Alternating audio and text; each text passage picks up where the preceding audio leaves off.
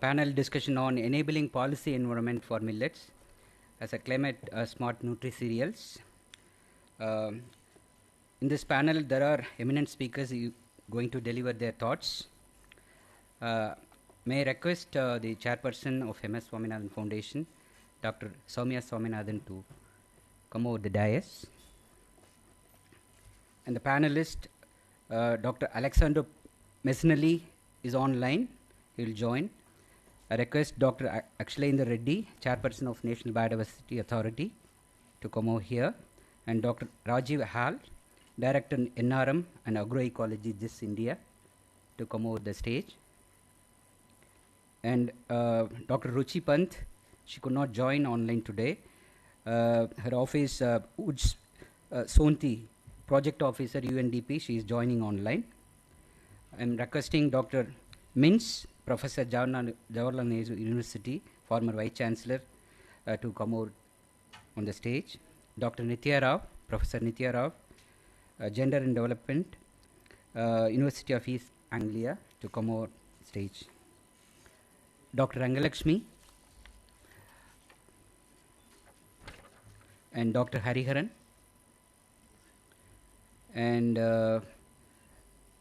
Ms. Sharmila, who is a fisherwoman from Managiri village, Mailadurai district, to come over to the stage. Dr. Velvili kindly facilitate that. I am requesting Dr. Arabinda Kumar Padi ji, Principal Secretary, Department of Agriculture and Farmers Empowerment, Government of Odisha, is joining with us.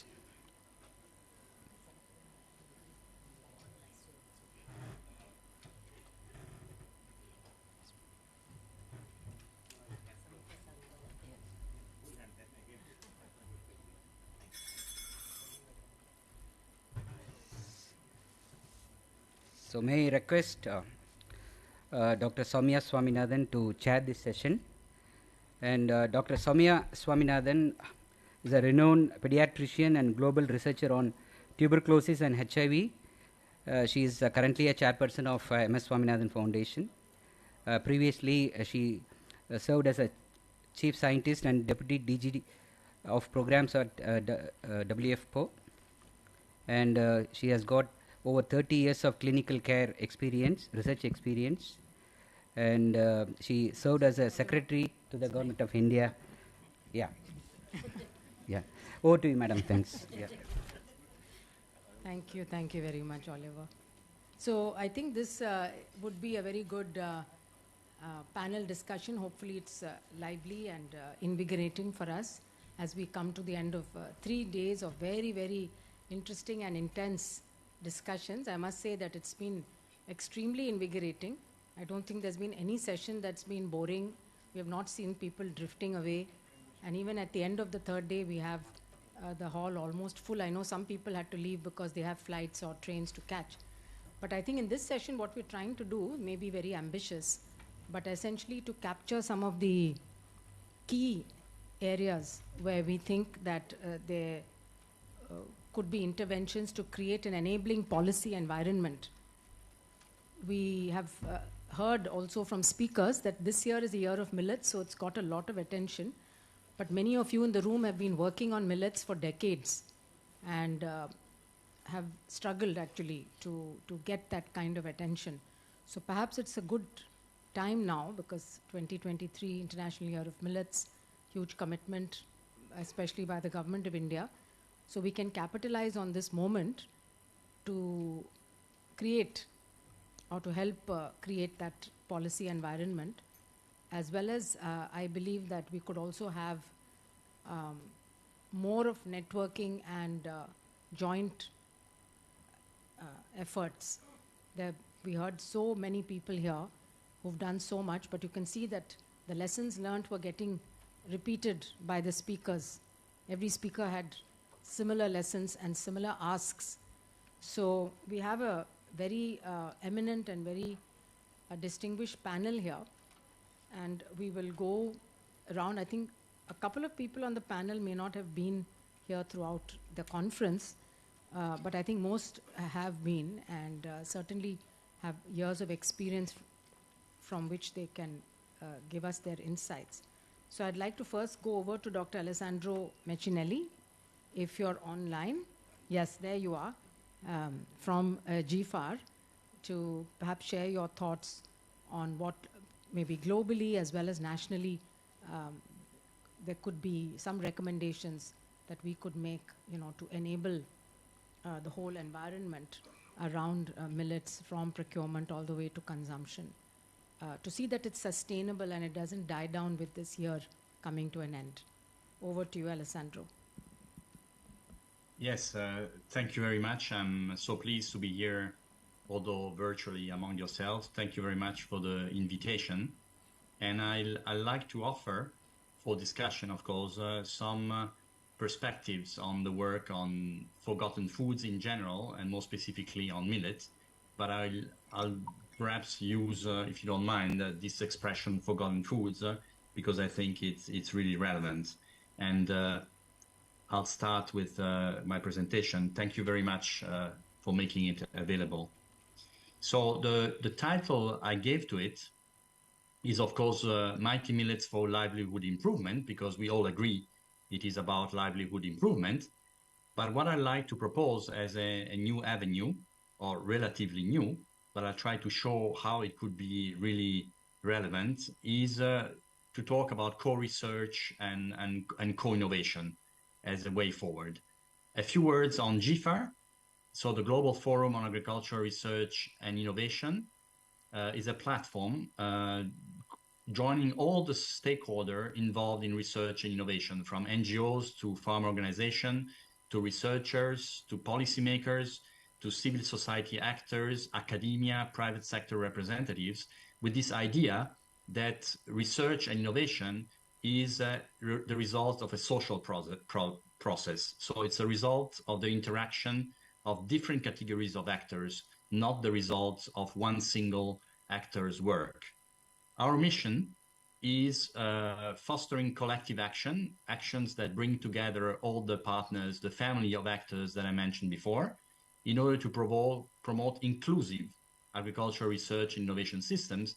The inclusive meaning incorporating those partners, those players that have been marginalized in the past. And we aim to empower small-scale producers and marginalized communities as co-innovators, ensuring their active participation throughout the continuum from research to development, and of course, benefiting from agricultural research and innovation efforts. So our ultimate aim is to make research and innovation systems more inclusive, transparent, accountable, in particularly accountable to the poor, of course, efficient and resilient. And we do so by putting small-scale producers at the center through the type of partnerships, which is really what we are delivering, new models, new modalities of partnerships, and we have some partnership principles also that we developed to measure the quality of partnerships towards achieving the Sustainable Development Goals. So let me start by mentioning the important work that, together with yours, has also been done by FAO in this area. There is a background document that has been produced for the International Year of Millet.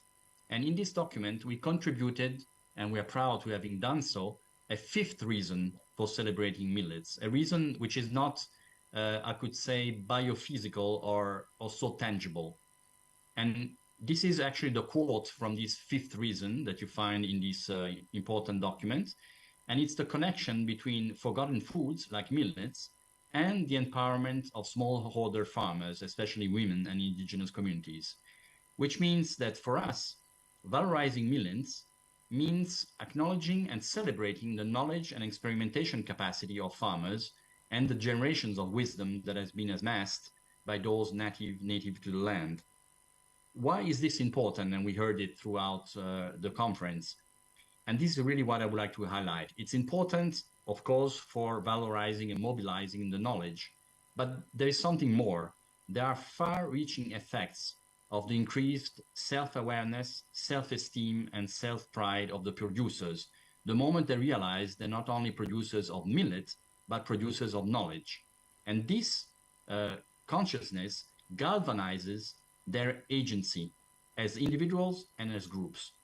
Their position is transformed from recipients of technologies, and we know how often in the transfer of technologies modality they remain recipients, although they are consulted, but they are recipients, to co-creators, co-researchers, and co-innovators of knowledge alongside scientists. There is, in particular, a collective action that we have been promoting since a couple of years, and that started with a global manifesto on forgotten foods, which I'll be very pleased to share with you. And some of the key actors that participated to this manifesto are there with you. We heard AFA, Asian Farmer Association, speaking. We heard the Alliance of Biodiversity and SIAT speaking. We have been working with the Asian Pacific Association of Agricultural Research Institution, with Swaminathan's Foundation, of course, hosting us, with SEWA in India, with a dialogue, and with many other partners to develop this global manifesto, which is a declaration by thousands of stakeholders of research and innovation of the way forward in forgotten foods promotion. And more specifically, in India, we have designed, and it's almost finished, it's almost completed, a project on forgotten foods that we called Forgotten No More, Farmer-Led Co-Innovation for Transforming Agri-Food and Research System. It is a project quite unique because it is led by a farmer organization, and that's particularly important. This project has four important features. One, it's based on co-creation. So it was not designed by a group of experts. It's actually a design that involved thousands of stakeholders from different backgrounds to collaborate on addressing poverty and malnutrition based on the global manifesto on forgotten foods I mentioned before. So it's the result of a long co-creation process. Second, it promotes a new approach to forgotten foods. So it highlights, of course, the value of forgotten foods and neglected and underutilized species in improving climate change resilience, nutrition, biodiversity conservation, and many other aspects that have been debated in this conference. But it also provides a concrete avenue for supporting agroecological transformation. So we're making a direct link to this very vague area of agroecology. Third, and most important, this project is a game changer in agriculture innovation. The program aims to empower farmers through their organizations, transforming research and innovation governance, and leading to a new replicable partnership models. This is really a key deliverable. How to do research and co-innovation in a new way. This is what we would like to test. And finally, it's a project, of course, supporting pro-poor economic development. And again, we heard many examples of processing enterprises. We heard entrepreneurs speaking. But here we want to ensure that poor smallholder farmers maintain control throughout over the benefits of mainstreaming forgotten foods, promoting equitable economic and commodity chain development. Okay, now I will try to make a connection, which I hope will be of interest to you, between something that has been discussed in New York and what we're doing here. You know that in May, there was a document that was prepared and that was discussed in July that was dealing with the so-called rescue plan for the SDGs. Now, basically this report that went to the 78th session called the Progress Towards a Sustainable Development Goal Towards a Rescue Plan for People and Planet reveals that according to a preliminary assessment of around 140 targets of the SDGs, only about 12% are on track. 12% only. That means that other targets, nearly 50%, are moderately or severely off track, and 30% have either stagnated or regressed below the 2015 baseline. So the situation is extremely worrying. The report, beside these data, contains some important elements for us. It states clearly that there is an untapped potential of science, technology, and innovation. So it basically says that we need to emphasize work on this area, but the proposal which is made is somehow to work still in the paradigm of transfer of technology approaches, which is more of the same. What we think is that we should look at, and that's where Millet could come in, we should look at a new role of science and technology. So we need to redefine the role of science and technology, and this means adopting co-research and co-innovation processes to generate technologies and solutions collaboratively. So it's not about transfer of technology, improving it, it's about changing the paradigm. We believe that by embracing co-research and co-innovation methodologies, innovations that result from these methodologies involving all stakeholders and particularly farmers throughout the process, the innovation will become more profitable for the farmers in particular, but not only, more accessible, more acceptable, and sustainable for the poor. This will ensure a wide range of solutions that are adopted and beneficial for all, supporting SDGs implementation. Let me dwell a little bit into the power of co-research approaches and processes for livelihood improvement, what I call delivering more than tangible outcomes, which of course are very, very important. So beyond basics, sustainable development, we believe, should go beyond improving material conditions of life, beyond health, nutrition, habitat, education, infrastructure. These are all essential. But there is something maybe even more important. If we support research on millets and forgotten foods in a certain way, this is not only for food security, not only for agrobiodiversity improvement, and not only for promoting decent jobs and exploring their economic dimension. The real smart and mighty dimension of millets, to quote the title of the conference, lies perhaps beyond the crops themselves. There are hidden strengths and benefits that make these crops valuable contributors to sustainable development. And these benefits and strengths that are hidden relate to the human aspect behind the valorization, which are related to empowerment of the poor, increasing their self-pride, self-confidence, self-esteem as researchers in their own right. So this is a huge potential that is offered in working on forgotten foods and millets in a co-research and co-innovation mode. And two, through new multi-stakeholder, more thematic relationships and partnerships between scientific researchers and farmers, we can allow these dynamics of co-research to take place. So it boils down, and I try to be as short as possible, to a new equation. And that's the equation that I would like to propose for debate. If we value forgotten foods and millets, VFF, this means recognizing forgotten knowledge, RFK, based on farmers' experimentation, which means empowering forgotten people, EFP. So if we agree that VFF equals RFK equals EFP, this is a game-changing transformation. And to conclude, I'd like to highlight, to explain better, the 3 dimensions of change that for us are essential, and the 5 fundamental masteries of development leading to a new possible SDG by the poor that we place at the center of our collective action on forgotten foods. So the 3 dimensions of change that I think we should always keep in mind and that we should have in our research, in our innovative research avenues.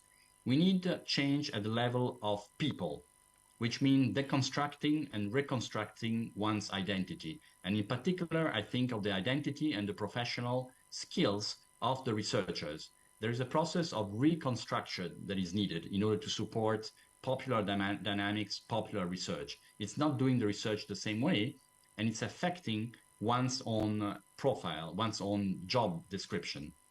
A second dimension is the dimension at the level of the institution. We need institutions to break free from the prison of models. We need institutions to change their incentives. We need institutions to support another way of doing research and get organized and organized differently. That's why we need also new partnership principles, new ways of working together with other stakeholders. And a third key dimension of change that we need to tackle and we need to consider in our research programs is change at the level of society. We need to change the practices of power. We need to manage resources sustainably in a different manner, which means, again, transforming the relationships. Alessandro? Yes, I'm concluding. This is my last slide. Thank you very much. And to conclude, what are the 5 fundamental masteries of development by the poor that we could support through doing co-research and co-innovation on forgotten foods?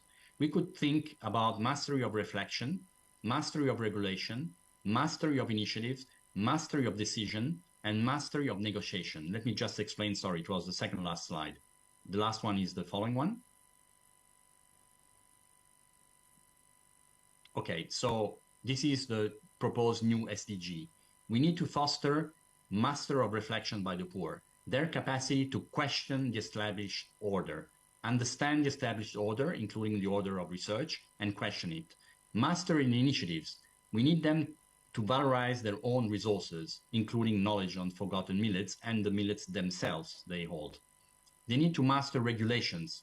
They need to manage the production of rules and norms, whether it's around the seed bank or around relationship with the government. They need to master these regulations. They need to master decisions. They need to control the processes that build society and their role in society for the farmers. And finally, they need to master negotiations.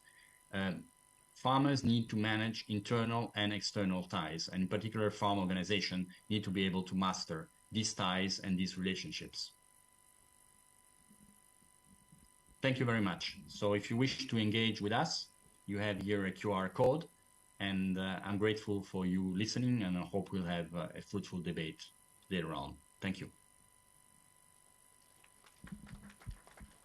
Thank you. Thank you very much, Alessandro, for a very clear presentation and also for proposing a new SDG. But I think your message that we need to shift the balance of power is very well recognized, and the foundation has believed in co-research, co-innovation, and co-creation, right from the very beginning. It's part of our DNA. So thank you very much for that. I'll now request Shri Achilendra Reddy, who's the chairperson of the National Biodiversity Authority, to share his thoughts with us, please. You have slides, Dr. Reddy, otherwise you can use the mic. Thank you, Chair, and my respected co-panelists. We have been hearing for the last almost 2.5, 3 days now, today including, a very illuminating and very deep dive topics and experiences from experts and from ground workers, actual workers who are doing a great work on the field. Now today's, for this session, we have a clear a title of the topic, what we are going to discuss. Enabling policy environment for millets as climate smart Nutri-Cereals. Now, enabling environment in the sense that is taking a bird's eye view of all the elements that constitute a policy. It may be field experience, it may be laboratory research, it may be interaction between the producers, traders, and consumers. And above all comes, whether we like it or not, the government is there, and government triggers all the positive things in the society.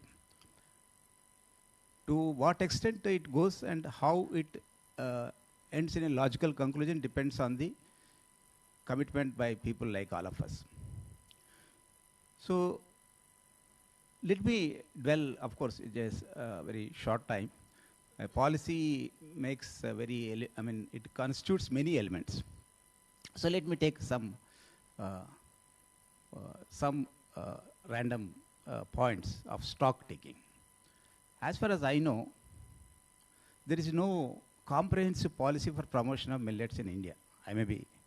I stand to be corrected, but that are isolated sectoral policies. We spoke about health, we spoke about its benefits of consuming millets and all those things. But as far as I know, there is no comprehensive policy as on today to take it to greater heights. We are having a type of sectoral approaches so as of now. And they have to converge in the form of a policy. For example, let me take the data. I have seen a few literature here and there. Somewhere it is the area is hovering around from 12 million hectares to 15, 16 hectares. And the production is also varies from 15, 14 to 17 million tons. And there is also a push for in the National Food Security Mission, 25 million tons of enhanced grain production, out of which they say that about 2 million tons should be millets, and that constitutes about 8%. So these are a type of thoughts that go into the policy making. And when we see the millet sector from a bird's eye point of view, millets are not new to India. In fact, we all know, those who are from science background, they know India is one of the 8 centers of origin of plants. And as far as millets are concerned, I think very few countries no country can match with us, the diversity. Since I am chairperson of the National Biodiversity Authority, from that angle also, if we would see. Therefore, what should be the first step in our policy? With the permission of the House, I would like to say, first you conserve what you have. First step. Thereafter, go into the secondary and tertiary steps. If we lose the biodiversity, then there is no use of taking up the second and third, secondary and tertiary steps in the which the policy should advocate. So from this angle, I would like to highlight this aspect. Now, what does it mean that what we conserve? Because we have already have whatever the Indian Institute of Millets is there. So many organizations are working. But there should be consolidated data at one place, whether you may call it PBRs or we may call it National Bureau of Plant Genetic Resources, or whatever it may be the form. It is ultimately the society has to get benefited by the policy. Therefore, conserve what you have first. If you permit, I would like to say also that the biodiversity in the millets is a soft power of India. In fact, the West and the developed countries are now recognizing that these are ancient superfoods and other things. They are saying repeatedly. So now we have a great potential to export. Ultimately, it is the livelihoods that matters. So the policy should drive first to conserve, from a low level to going to the economics of the whole millet sector. So therefore, the policy should develop from one step to in an incremental way. That is my submission to all of you. Now, how can we do it? That is another question. What we should do, I think most of us know, but how to do is a very, very difficult aspect, especially in agriculture. Because that the huge diversity of heterogeneity of the agroclimatic regions, people, food habits, different nutritional qualities of different millets, these make very complex. If you take from that angle, so we have to converge and bring all these elements in a coherent manner and evolve a policy for promotion of millets. Now, there is an institution which I earlier also I mentioned once in my first interaction. FPOs and FPCs are coming as a great boon for a vehicle for promotion of millets. Because I believe, I may be wrong, I believe in the decentralized growth of millets will make our country strong rather than centralized system of millet production, consumption and this thing. There is enough talent, enough technology, enough, and we have seen very learned, and all types of people entering into advocates and entrepreneurs, and so many people you have seen all entering into this field. So therefore, that aspect has to be through FPOs and FPCs will play a major role in promotion of millets. So therefore, the policy, whatever we wanted to develop or evolve, should involve these FPOs and FPCs as a major vehicles for co-production or co-innovation, or whatever we may call it. Now, there are 2-3 things. Madam, if that time is there, kindly add. Yeah, I will come. So there are SDGs. There is a global biodiversity framework. There are 23 targets. Recently, the Convention on Biological Diversity at Montreal in 15th Conference of Parties has come out with it, which is a very strong and very clear-cut framework, which India is a party to it. Many of the elements, targets, are related indirectly or directly to millets promotion. So SDGs, Life Mission, Global Biodiversity Framework, post-2020 have to be linked up in the policy evolution so that we can show in another, by 2030, what we have achieved in this sector. Now, another point I would like to highlight is that there is a consumer, there is a cultivator, there is a climate change. By millets, we are attacking 3 aspects. So these linkages have to be projected properly to convince the policymakers or whoever he may be, and to develop a strong framework promotion of the millets. This is the one point I would like to this thing, and another 2-3 points I would like to share with you. And before my closing, another half minute, please. See, when we are proceeding with the policy evolution, we cannot treat all millets equally also. There is an inherent bias already towards major millets, that is sorghum, pearl millet, and ragi. You can see the market, you can see anywhere the production patterns and other things. There are minor millets. So when we are evolving a policy, you have to have an interaction with and also get the data correctly, and where to promote, how to promote. I'm not saying that both can be placed on equal footing, but there are certain areas which are strong in major millets, there are certain areas strong in minor millets. So this aspect has to be taken in, because India is a vast biodiversity in everything. Biodiversity in soils, biodiversity in climate, biodiversity in food grains, everything is a mega biodiversity rich country. So therefore, a uniformed, mono type of single policy will not take us to greater heights. With this, I will stop here, and later, I hand over the floor to Chairperson. Thank you. Thank you so much, Sri Reddy. I think you really covered a lot of ground there and gave us a lot of insights when we think about convergence and policy development. So next, I'd like to turn over to Dr. Rajiv Ahel, who is a Director, Natural Resource Management and Agroecology, GIZ India, for his thoughts.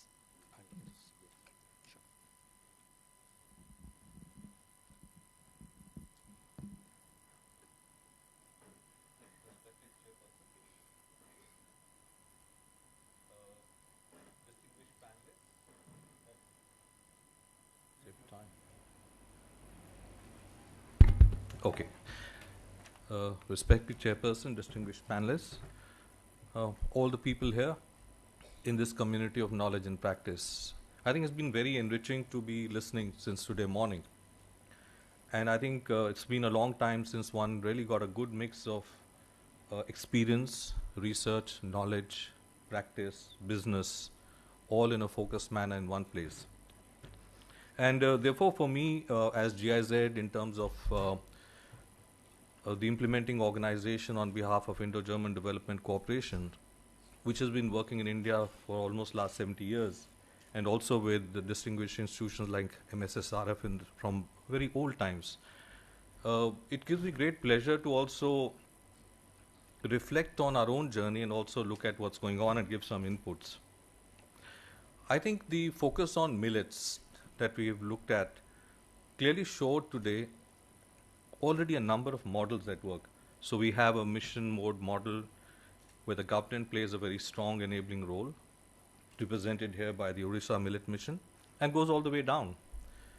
We've seen also here groups like Arogya Millet and many other FPCs, which have come from below and come up and stood tall and are really doing.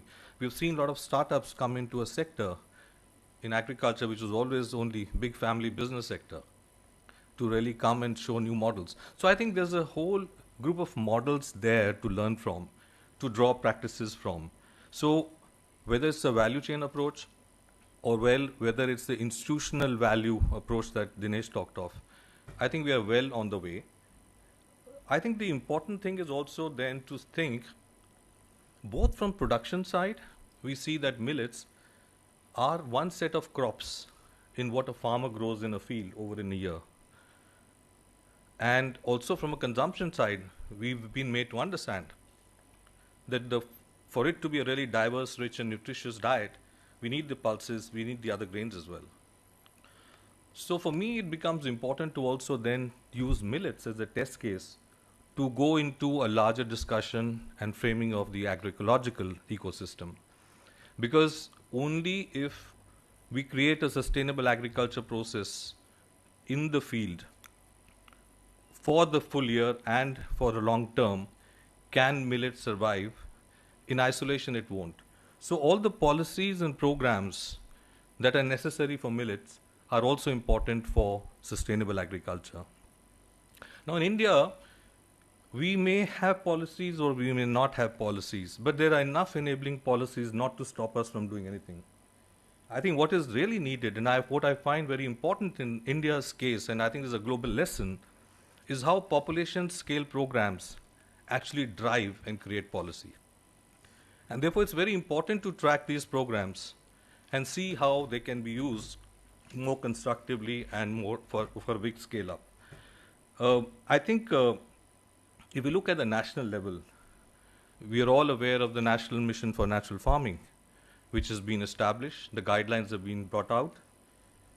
I think to actually take all this work, align it to that process, both at a national and state level, will draw huge amount of synergies.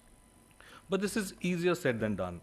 We are looking at agricultural systems where, because of our own needs at that time, we have mostly focused on very intensive industrial agriculture, or we have forgotten agriculture in the other places. Now, in such a system, if we really have to develop successful programs, then the resources start mattering. And if you look at the 1,500 crores that has been laid out for the current year, this will not be enough. And this comes in a model of 60-40 sharing. The states have to come up with 40%.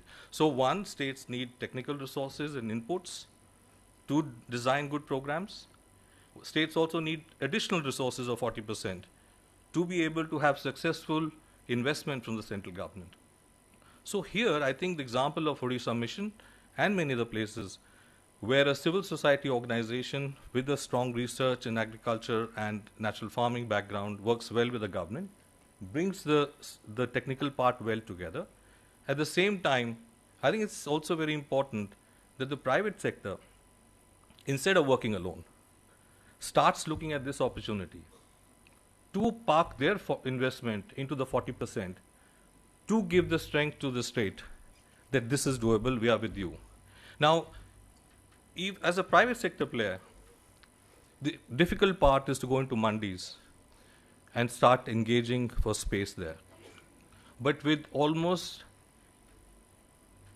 75 to 80 lakh self-help groups of women out there, organizing almost 8 crore women, each of them with 8 to 10 women in an area, if we form, and they have cluster federations, so if we start aligning at that level of production and start working at that level of production, the resources, the numbers, this will all scale up very quickly. The second aspect that I want to touch upon is also what Alessandro talked about, this whole science, indigenous science, research interface. Now, of course, this lab to land, and doing action research on the ground becomes very important. But I think looking from a agroecological perspective, we cannot restrict our research only to farm. The type of bioresources that sustainable agriculture needs, the water, the dwindling water, which will not be there in the future, will not come from the farm. It will come from the entire watersheds around, from the landscapes around. So I think a lot of our work around research has to link up to the landscape and watershed element, and then look at the farm vested inside that space, and look at the whole ecosystem, and then show the evidences and research. Now, there's a fairly high amount of fear about running headlong into natural farming or really going after millets in a big way because of concerns around food security in an increasingly globalized, individualized nation situation, and also not very good examples coming out of Sri Lanka or places like this.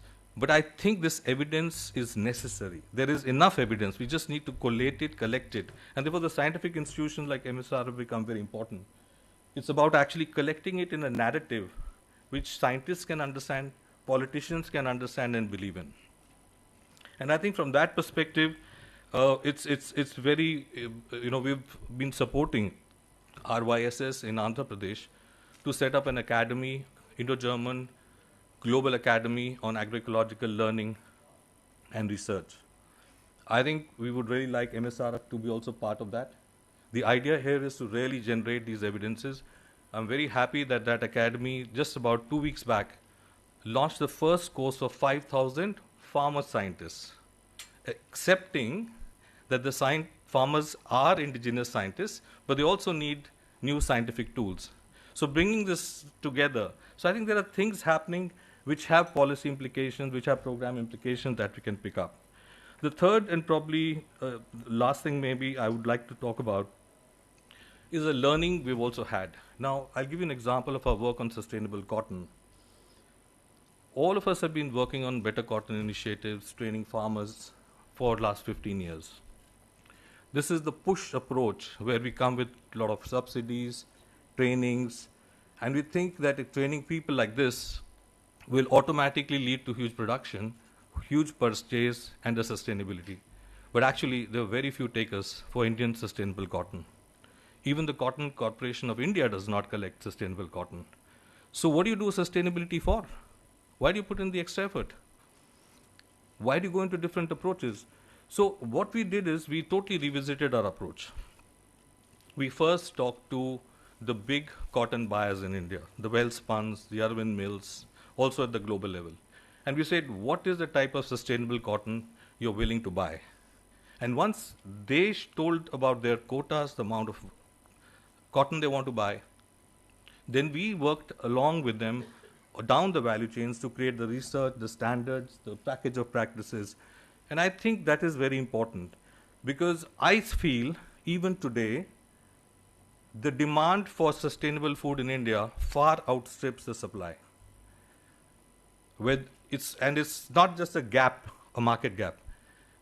It's a problem with seeds, it's a problem with aggregation, it's a problem of how to bring it together in a certain way. So I think we need to really work on concrete pathways, and from that we'll develop the supporting ecosystem and help that the process will need. So I'm very, very hopeful that what we have here, and I think this idea that was also given, that maybe such a process of sharing should not just be an event-based thing.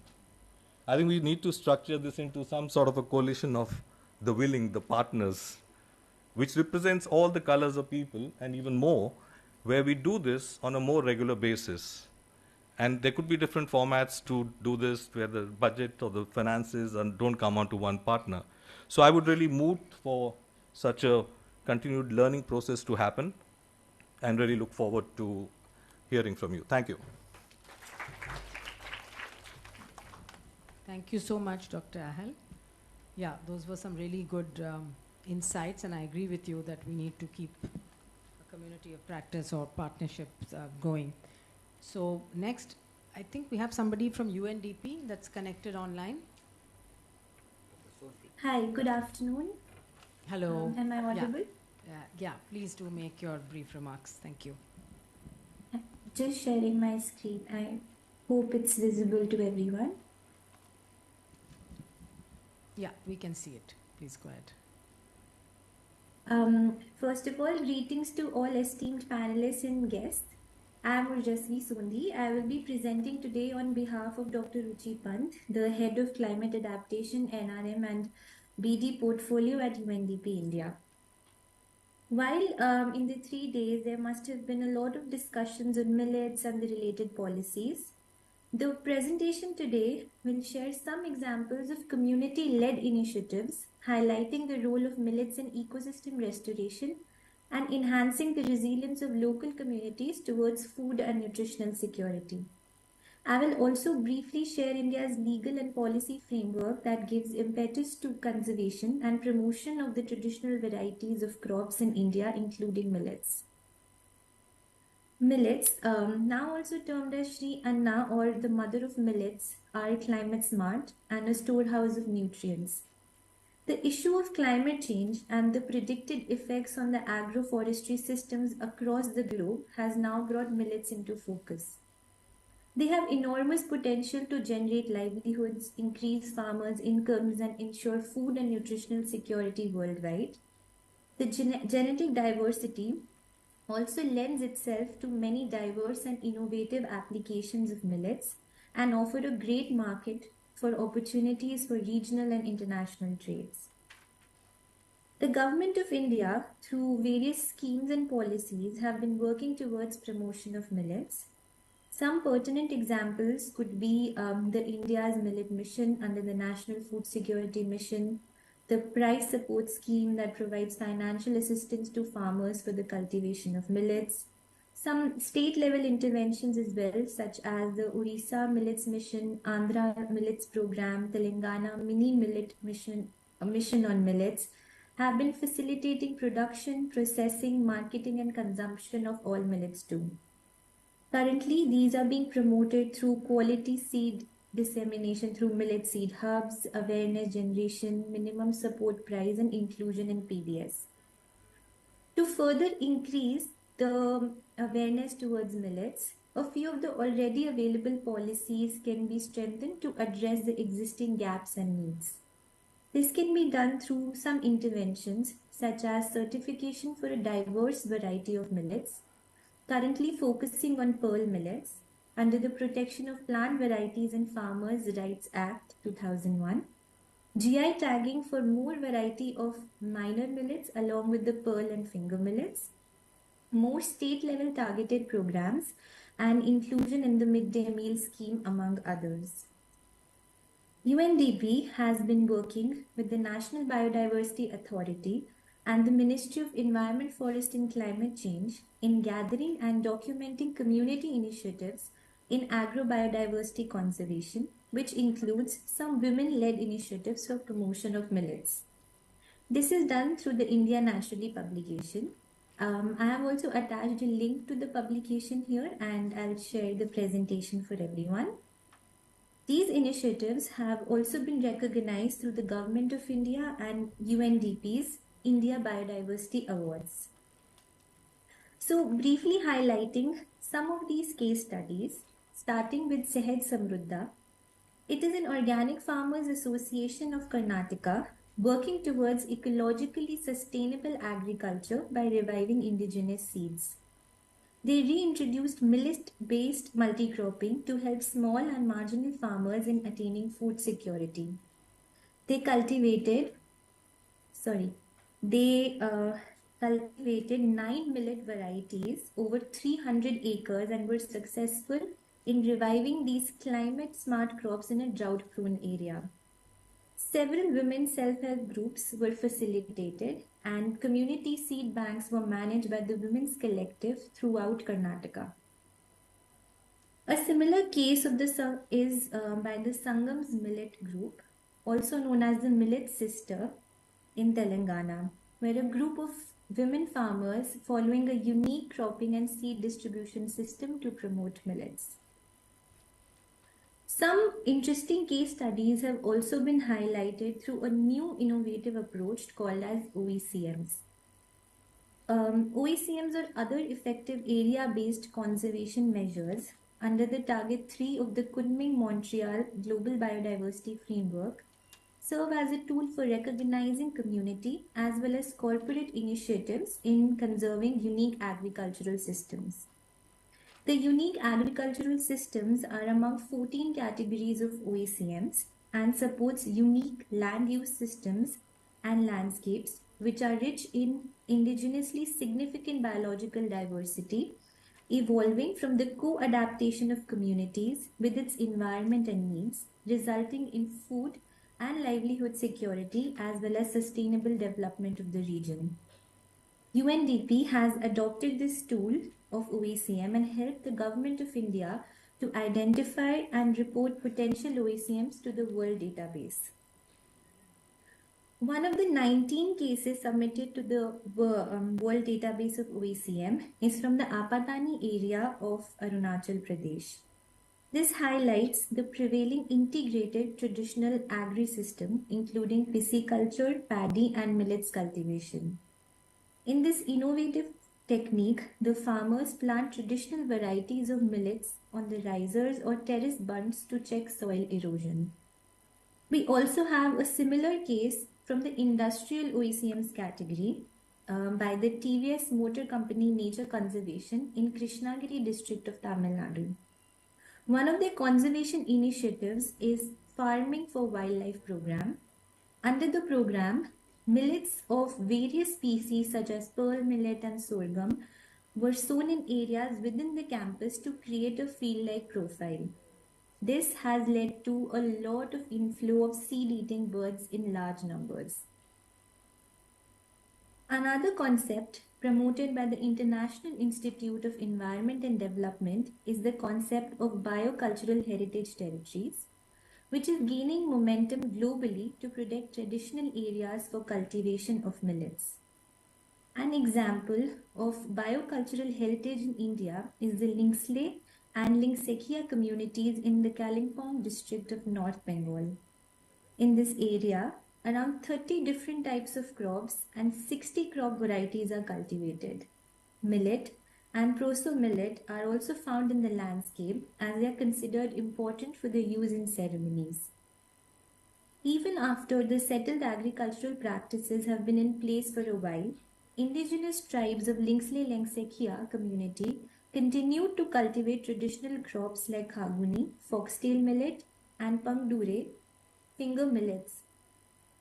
As indigenous people have adapted to harsh climates over many generations, this heritage is important for food security in the face of climate change.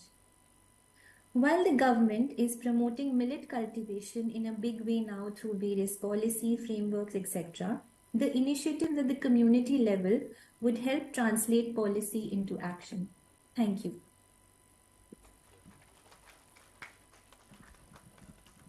Thank you. Thank you very much for those very nice examples also that you provided.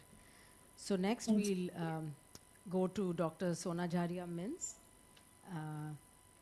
who's now professor at the JNU, former vice chancellor of the Sidho Kanu Murmu University in Dumka in Jharkhand.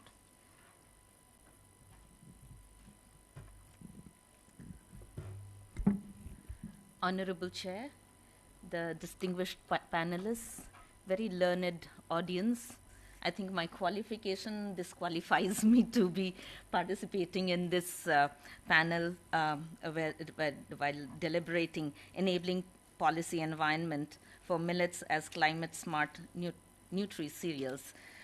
I wish to thank the organizers and their wisdom to have included me in this panel, because I would like to consider myself representative of probably 8% of the population of the country, on an average, known as tribals or STs. Well, in Kerala and Tamil Nadu, it's 1 point something percentage, but then Odisha, I think 24%, and the state where I hail from, Jharkhand, it's over 30% of tribal community, indigenous peoples, if we may want to call, although the term is problematic, as I was mentioning earlier. I would like to, it's been a learning experience all the time whenever I have had opportunity to be part of such conferences. I mean, this is the first time it's to do with agriculture, nutrition, food, and etc. Otherwise, it's been widely on education and tribes and etc. etc. But it's been very heartening to, again, it's not only heartening, but a warm feeling, because I grew up having breakfast every the 3 days of the week, 3 different millets when I grew up, and I still continue with ragi as a staple breakfast in my home, because that's the only one available at the moment. We've lost, at least in Jharkhand, we've lost 2 of those, and there is a recovery or restoration which is on. But unfortunately, in Santal Pargana, the 3 years that I was there, it is wiped out. It's not there. Ragi is no more cultivated. So therefore, I would like to therefore bring a very painful story. And as I don't have a presentation, as it was earlier also being said, the stories are sometimes louder. And I would like to bring this story of probably it has been the process of othering, and not simply othering, but inferioritating the food of the tribals. Okay? So that is the reason they stopped eating, and since they stopped eating, they stopped cultivating. Why would they cultivate it for somebody else? Because there are no, I mean, the farthest they went for exchange, barter, or otherwise even after with money, was the market, local market. But if there were no takers, because it was not supposed to have been civilized food.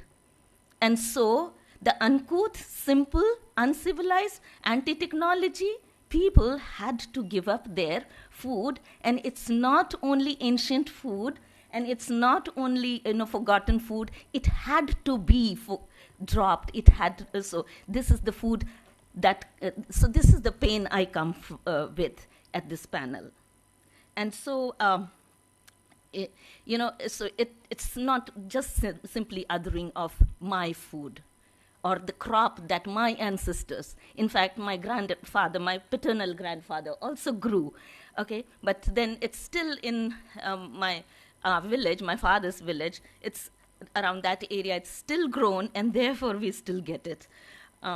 So here I would like to come with, and therefore, as I said, my educational qualification disqualifies me to be in this panel, and therefore I would just like to raise some concerns or questions. So therefore, if I'm trying to pose that most of the Adivasis of this country did have millets as one of their staple diet, maybe all of them did not even consume rice to begin with, but they learned to consume rice slowly and wheat slowly, because I do remember probably as a 6 to 7 year old, when wheat reached the villages and somebody was eating roti, it was said that they are poor and they have to therefore get wheat in order to have their meal. And so they may have labored somewhere and bought wheat and came, because they did not have rice or paddy, which they had grown. So these are the painful stories. However, so here what I would like to place for consideration is, I'm talking about a community which had a food system of their own. In that food system, seed played a very important role. And not only seed, there was a system of cyclic farming and not just natural farming. All the seeds were kept, and not every variety of paddy also was sown every year. There has been a practice of cyclic farming, and in that cyclic farming, not all millets were sown by each of the villager, but then everybody sowed different millets. So you'll get it, the cyclic farming that I'm trying to talk about, and seed being so much cultural to tribes. Having said that, I think it was so good to not only to see the formula Alessandro proposed, but also the 5 M's, the masteries that he was talking about.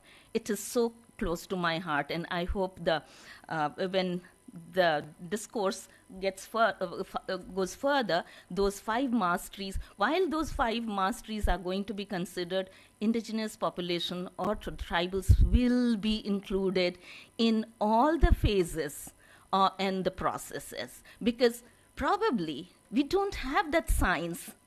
We may not have all those nutritional science and the genetic part of it, but probably we know we have the wisdom which is not directly proportional to the degrees. And so this is one point I'd like to present.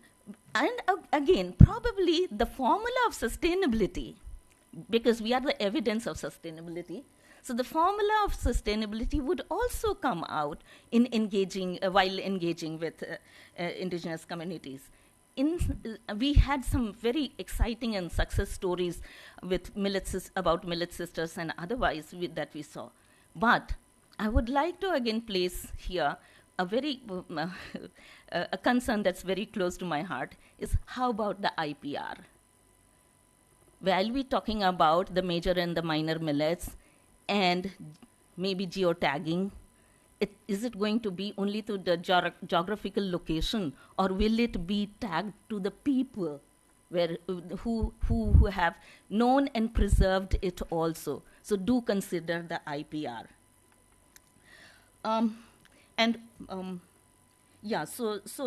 Therefore, while the production, and especially my concern is when it is production for others, and when the scale is going to be considered, as it was being said by Mr. Reddy, consume what is produced, but then when we want to scale up, I would like to be wary of not playing with it genetically, so in order to make it more climate resilient, or in order to scale up the production.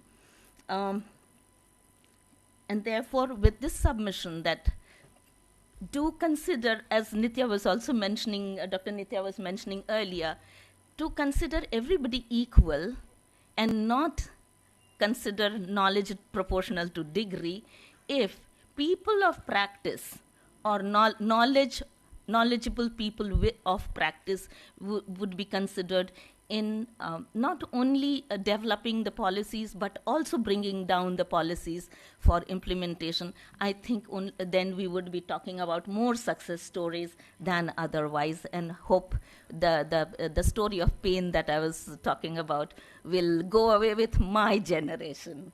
Thank you very much. Thank you, Dr. Mintz. Very thought-provoking talk. So now we turn to Dr. Nitya Rao for her perspectives also from the gender point of view. Yeah, thank you so much. And I think so many people have spoken already. So I'd just like to make 5 or 6 quick points from the perspective of principles that really policy needs to sort of pay attention to.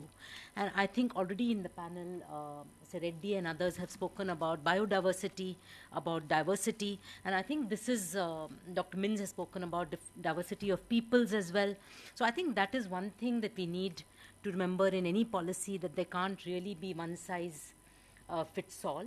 I think we've spoken about different models, but these models, these policies have to take account not only of different agroecologies and biological diversities, but also human diversity, and create a level playing field. Because when we talk about human diversity, I think very fundamental to it is inequality. Not everybody is the same. This last year's high-level panel of experts report, actually, of the Committee on World Food Security was titled Inequalities in Food Systems, addressing inequalities for food systems and nutrition. So I think recognizing inequalities and making sure that the policies also have some kind of a, if you like, affirmative or some kind of a pro-poor, as the MSSRF had been promoting in its motto, pro-poor, pro-nature, pro-women. some affirmative action policies, because not everybody is equal, and creating a supportive environment. I think within there's something to learn from the climate adaptation space in terms of food systems also, that I think there is special guidance from the IPCC and UNFCCC and on the adaptation plans, that there has to be some kind of a gender sensitive component, or we have to look at actions from a gender lens. I think similarly we need to do in the case of food systems as well, make sure that there is a policy environment that is not gender blind, at least, perhaps gender sensitive, and if possible transformative, that it really moves towards equality and justice. So I think again we have heard many good examples, like Kerala Millet Village scheme we heard yesterday, which is giving high procurement prices, particularly to tribal women producers who are really at the bottom end. So some kind of differentiation, I was also talking to Dr. Padhi earlier, that maybe some kind of differentiation of prices in terms of particular land races or particular tribal Adivasi groups or communities who are maybe, like Dr. Mins also said, certain varieties have completely disappeared. Maybe we have to do some kind of a pricing differentiation rather than having a uniform sort of support price. I think another area is processing and value addition. We have talked about a lot here. Also talked about the drudgery, the difficulties that women farmers have faced. I think from across states we have got this example. Clearly, the collective model of SHGs, SHG Federation, FPOs, FPCs has helped to provide drudgery reduction technologies. But I think just one thing, and also NRLM, I think National Rural Livelihood Mission, has really promoted across the country the self-help groups and so on. But just two things I wanted to say also from my experience in Jharkhand, that one is, it's okay to form, it's very good to form SHGs and federations and so on, but they do need hand-holding because they come from a position of inequality. So just forming that 10-member group, I think Surajita had a good example today, even just with 30 women, but hand-holding for 5 years has been very important to convert that into a success story. I have seen this with my work with Seva all along, that they need the confidence building, the space, the hand-holding, and FPOs and FPCs, it's no different. I think just giving them an equipment will not change the power relations automatically. So they need that hand-holding support over a period of time. And the second very important thing is that we need also through these SHGs and federations to also listen to their voices, that what are their needs. I think with all good will, we go with technology, we dump a processing, go for marketing, value chains, export. But I think people have validly raised the issue, what about local consumption? What about local markets? What about local availability? What are the women demanding? Are they demanding multi-cropping instead of monocropping just because the prices are higher? Often we say that the whole acre, 1 acre you grow this, but they may want to keep some bit for vegetables or some bit for traditional rice or whatever it is. So I think with SHGs and federations, I'm all in support of collective action, but I think these two qualifications of policy, especially large-scale policy, I have interacted very closely with Jharkhand State Livelihood Support Mission, doing an excellent job, but a few suggestions I did give them also. Like they are producing with local, all this ragi atta and black wheat and mahua laddu, very nutritious, but I just requested them that you can also integrate, put the nutrition labeling on these products. So very good products, going to the market, going away from local consumption, and also going away from local consumption because they don't realize the value of that. When we talked about mahua laddus, I bought in Dumka in the store in their outlet and took it to the village when we went for a meeting and said, okay, we are going to share mahua laddu. If you eat 1 or 2 mahua laddus a day, it's enough for your iron content. The same self-help group which has manufactured and sold the mahua laddu, they did not know that, and their children have never eaten that mahua laddu.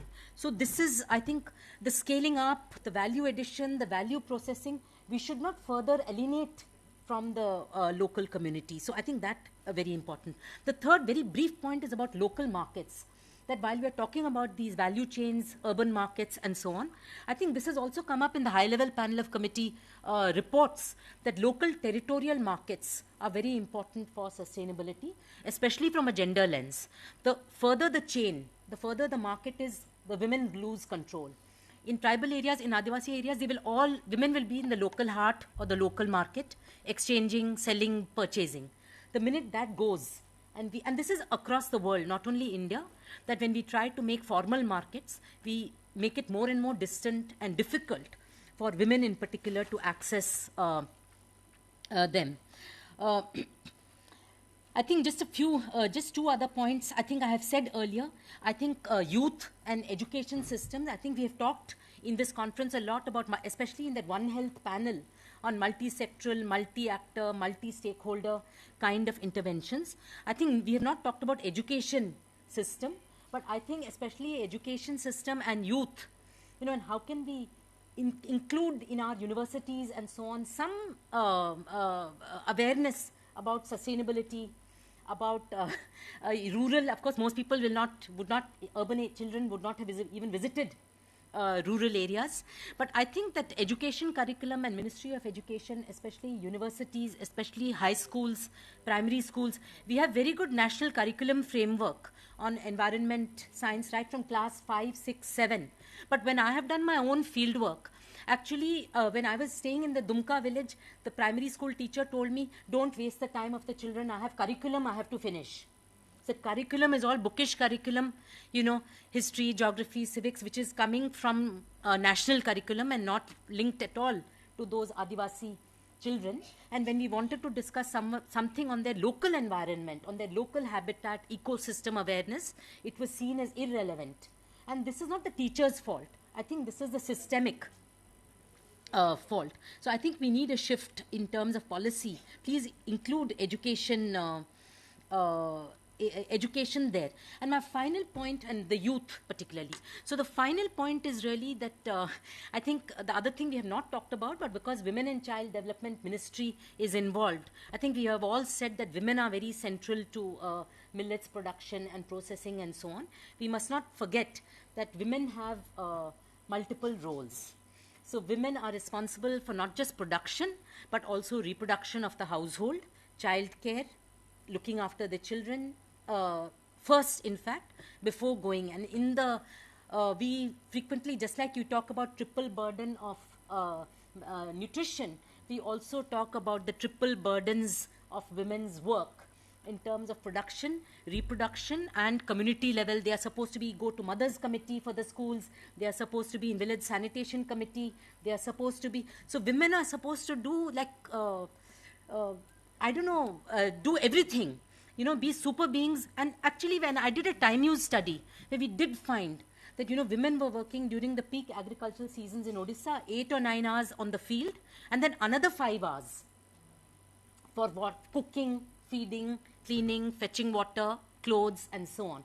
So I think we need to, if we really want to talk about equity approach, gender equity approach, inclusion of Adivasis, inclusion of various communities, but I think to give women the proper thing, we have to also pay attention to issues like childcare. I think one of the examples, one of the FPOs who presented today spoke about the childcare center that they are running, which I was very happy to hear. We have to speak about childcare. We have to speak about, drinking water provisioning, which is actually working. In many areas, hand pumps are put, of course, and the figures are ticked off, but these may not be maintained. These may not be working. About clean energy and so on. So functional services, functional state services, I think is very important to create an enabling environment for women to engage equally and for us to move towards a more equitable food system. Thank you so much. Thank you, Professor Nitya, for those excellent points. Now, to save some time, I'm going to turn over to Dr. Rangalakshmi, Director Ecotechnology, MSSRF, to try to capture some draft recommendations. Big clap has come for Ranga. So, now I know that it will be very difficult to cover everything that has been spoken about in the conference. So maybe Ranga will just touch on the highlights, and then I think there's so much material we still have to digest and then think about. Thank you, everyone.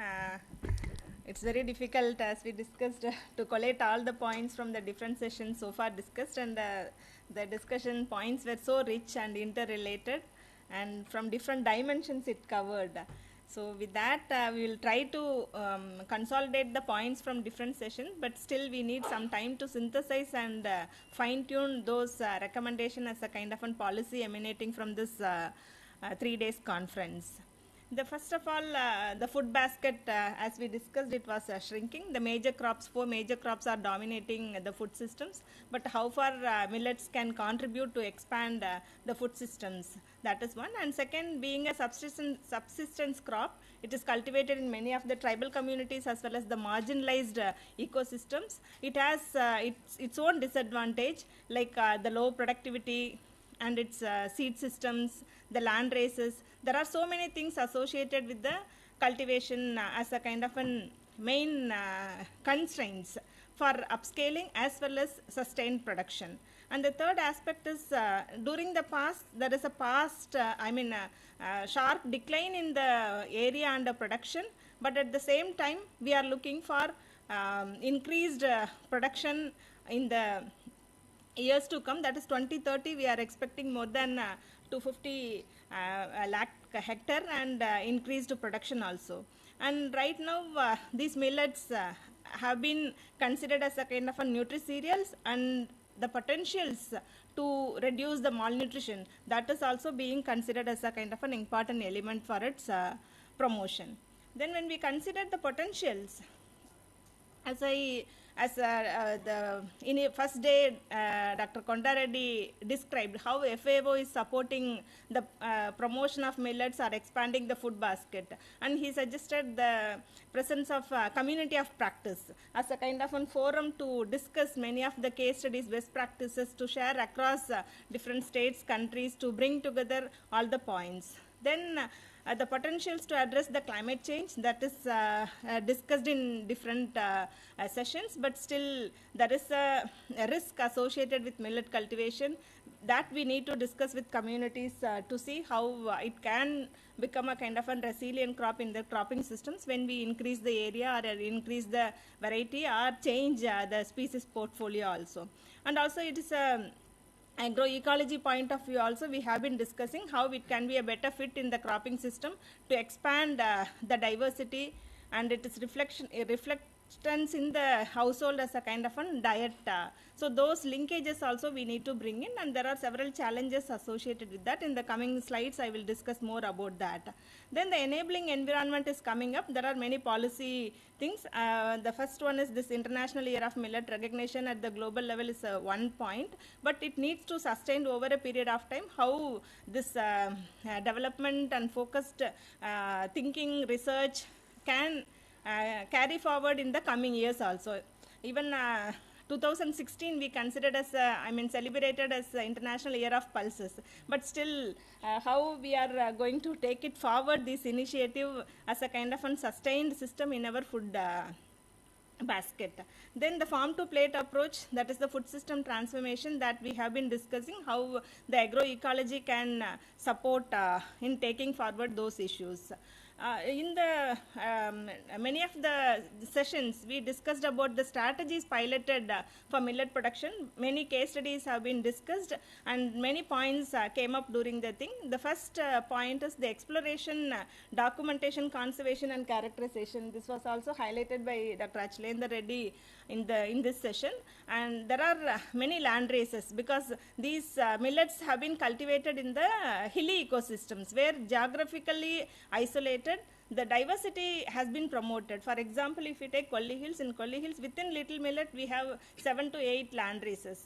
Italian millet again 6 to 7 land races. So we need to conserve such germplasm which are unique to our ecosystem. That is first point, and there are many models also discussed during the discussions. Then the participatory approach to enhance the land races, like participatory varietal selection. Here also the process has been adopted to improve the efficiency of the seeds as well as the land races quality. Then the quality seed production came up as a kind of a major point, because if it is a released variety, formal seed system is available to get the variety as a kind of a pure to have a kind of an uniform productivity. But in case of land races, it is again by purposefully it is admixed to have a kind of a climate resilience. So in such cases, how we are going to take up those pure line selections, those methodology we need to fine tune.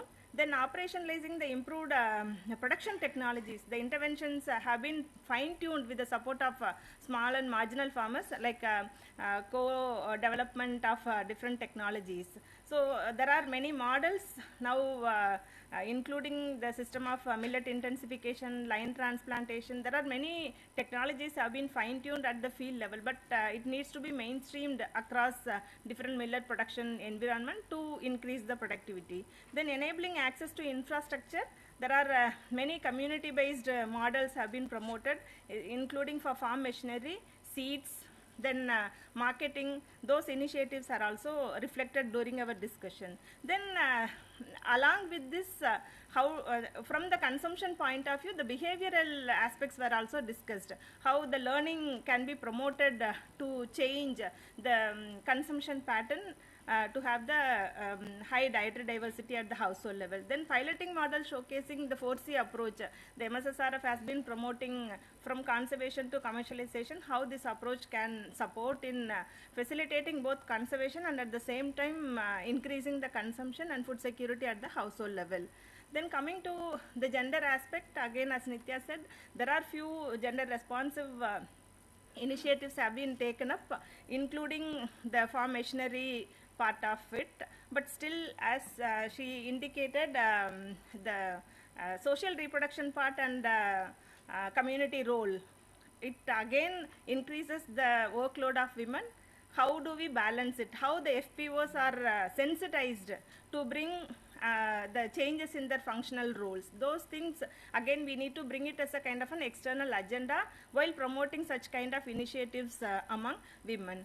Then including the FPOs, there are almost, we heard in each session 1 or 2 FPOs, they shared their lessons, how the collectives are supporting in accessing productive resources for women as well as the marginalized or farmers in their locality. So in the such cases, promoting the organization, it is an easy task, but how do we sustain it over a period of time? The hand-holding support necessary. Are we having necessary funding or institutional backup or framework to support them? So those aspects are also we need to consider here. Then coming to the soil health, these millets have been cultivated in the marginal landscapes where maintaining the soil health provide a kind of a big input to increase the productivity. So in such cases, how the adoption of such technologies can be facilitated. This is a kind of a big challenge, because right now the adoption of biofertilizers in the fertile environment itself is limited. So in such cases, we need a specific microbial cultures, and the production should be decentralized. Then the multiple market channels, that also we discussed, and here they are looking for, I mean, low cost, high impact, how the social media can be integrated into it. That those points were also came up, but these kind of multiple channels, how FPO from the women or FPO from marginalized farming community can adopt such technologies, and how I mean those institutions can be supported to continue that as a kind of a big strategy to meet multiple markets.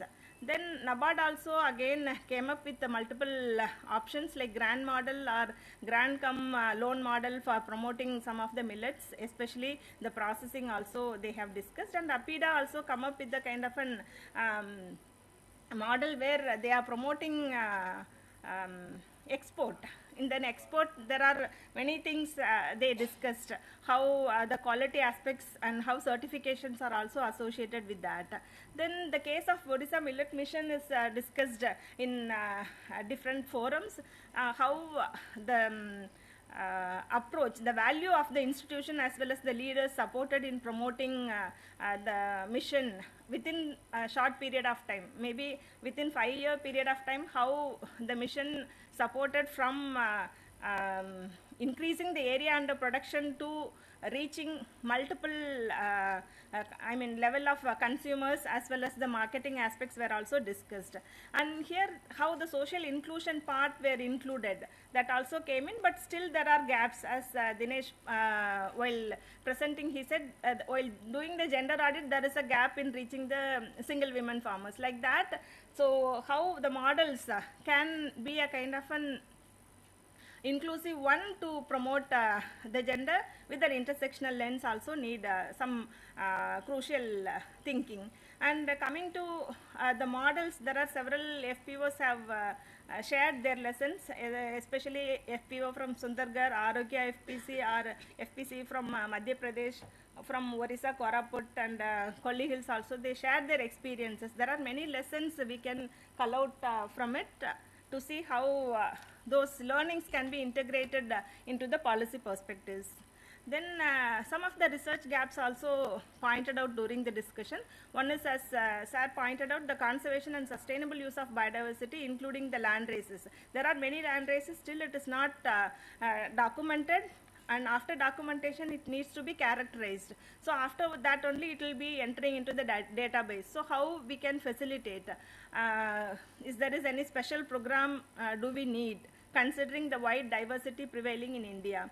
Then the agroecology based conservation strategies. Right now there are models are coming up to include these millet as a kind of an intercrop or co-crop within the main ecosystem. Then again the 4C approach practiced in Kolli Hills or Koraput, there are barriers and challenges. So how do we address those things by linking the conservation and commercialization? Because when we link the conservation, that is the diverse land races, with commercialization part, there are many challenges. Again, it is the production is decentralized, and how do we reach those farmers and make interventions which are specific to those land races. Then the scientific validation of those land races, especially the genetic characterization as well as the nutrition profiling. Again, it needs a kind of an investment as well as the coherent action to link both. Then the registration of the land races in the next stage, and the UNDP presentation also highlighted the key aspects of it's called recognizing the cultivation in, it's called a UA kind of thing. And similarly in Koraput ecosystem is recognized as GIAHS. Those labels are those distinguished landscapes, how we can recognize and promote it. Is it mainstreamed within the policies promoted by the government or policies promoted by the NGOs or civil society organizations which are working in those areas? That also needs concern while promoting such kind of millets in ecosystem based approaches. Then preparation of roadmap for safeguarding, as I said, the globally important heritage sites. Then development of business model for production and commercialization of millet based products. Then the discussion also came up for summarize now. Yeah, we don't have to biopark.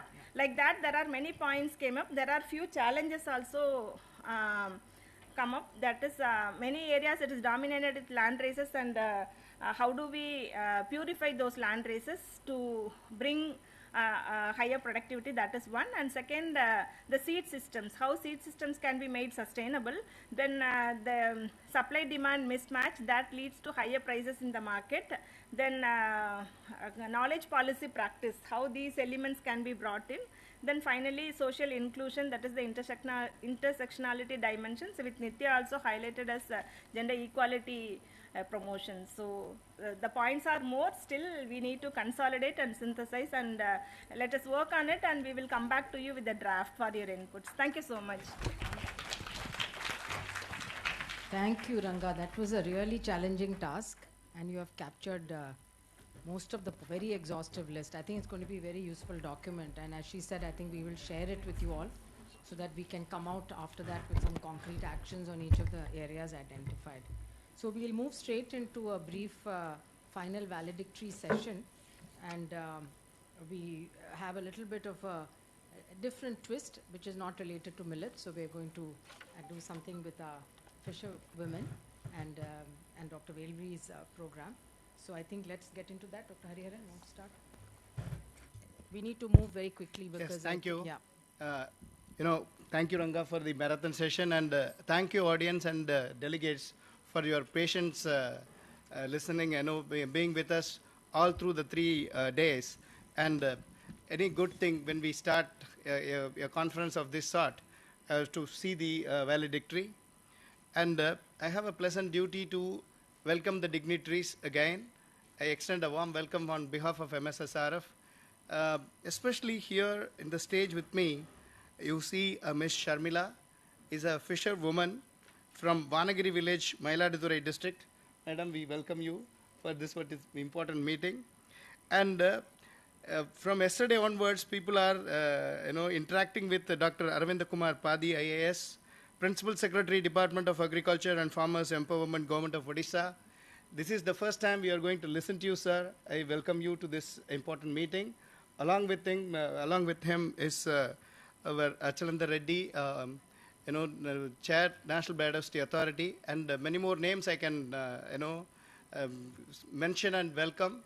For the want of time, I stop here.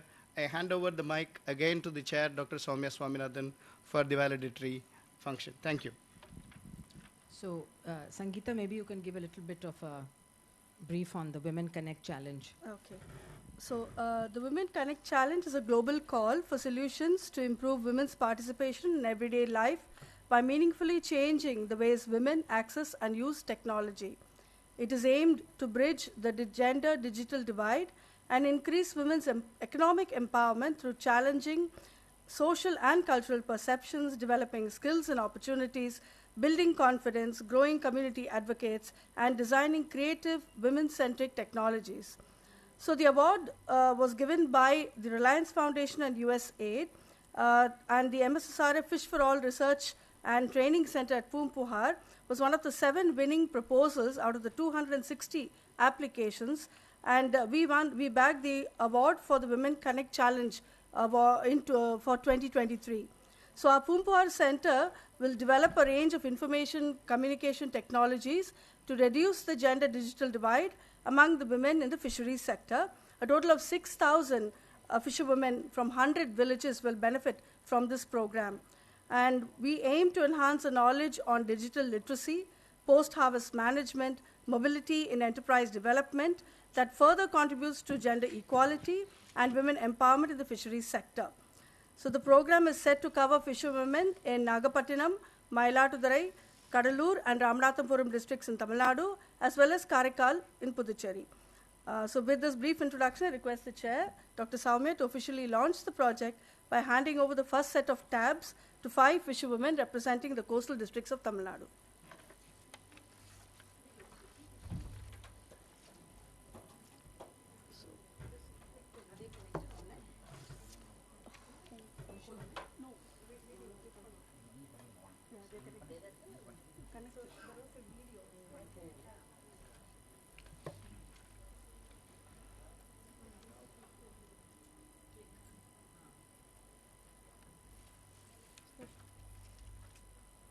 The fisher women are connected online.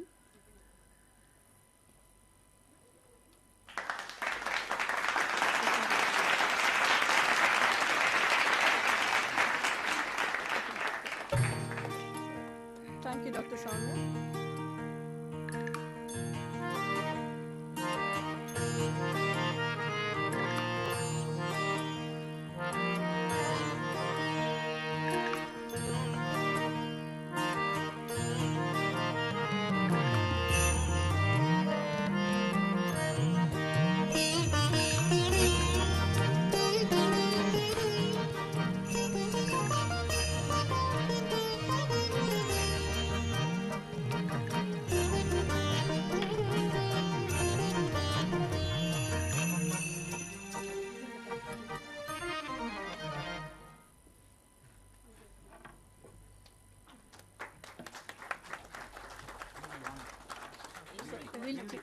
We will take one group photo also.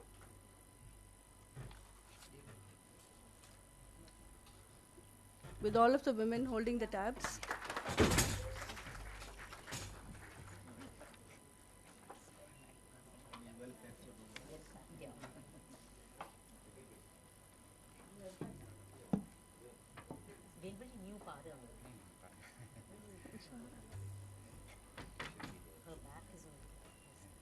இல்லை கொஞ்சம் முன்னாடி வந்து நில்லுங்க ஃபோட்டோக்கு கொஞ்சம் முன்னாடி வந்துடுங்க.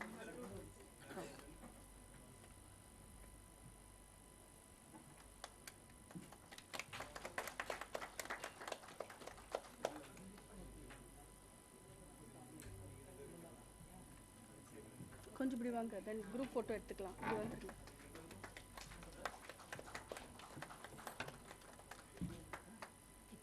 We can take one group photo. எல்லாரும் நிக்கிற மாதிரி. ஆமா.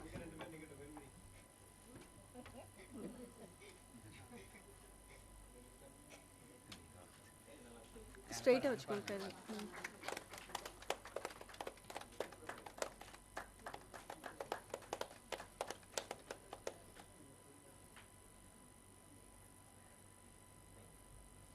We'll now hear from Ms. Sharmila. She is a fisherwoman from Vanagiri village, Mailadurai district. Ms. Sharmila, அங்கேருந்து பேசுகிறீங்களா? Dr. Velvi, the whole team at the Fish for All Research and Training Center, and all these women for having won this award, highly competitive award, thanks to Reliance Foundation and to USAID, actually, for this Women Connect Challenge.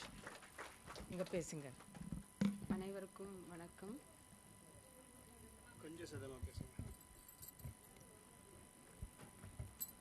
அனைவருக்கும் வணக்கம். என்னுடைய பேர் ஷர்மிளா சந்திரன்.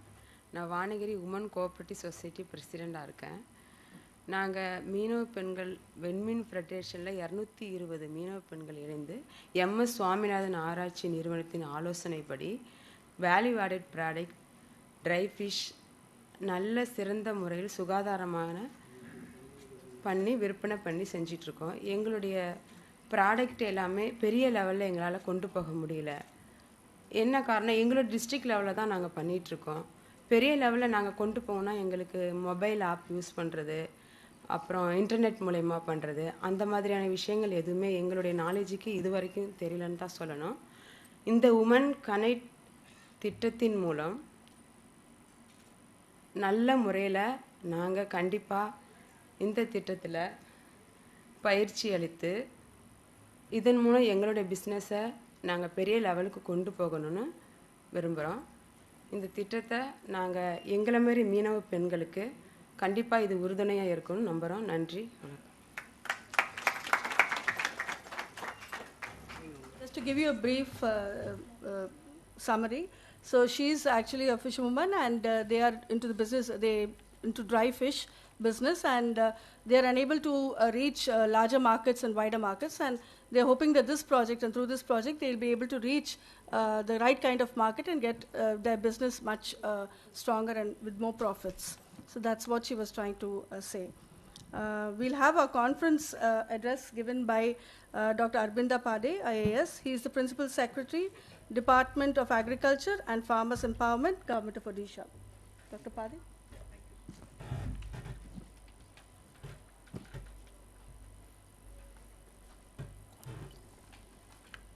So till the presentation is loaded, I would like to thank the MSSRF for this opportunity. In fact, I don't know about other states. I mean, if you leave Tamil Nadu aside, Odisha has the largest delegation today. I have my joint director, and in fact, the MSSRF team from Jaipur, Dr. Hossain, Dr. Lenka, Mr. Chaudhary, Mr. Parida, and all others.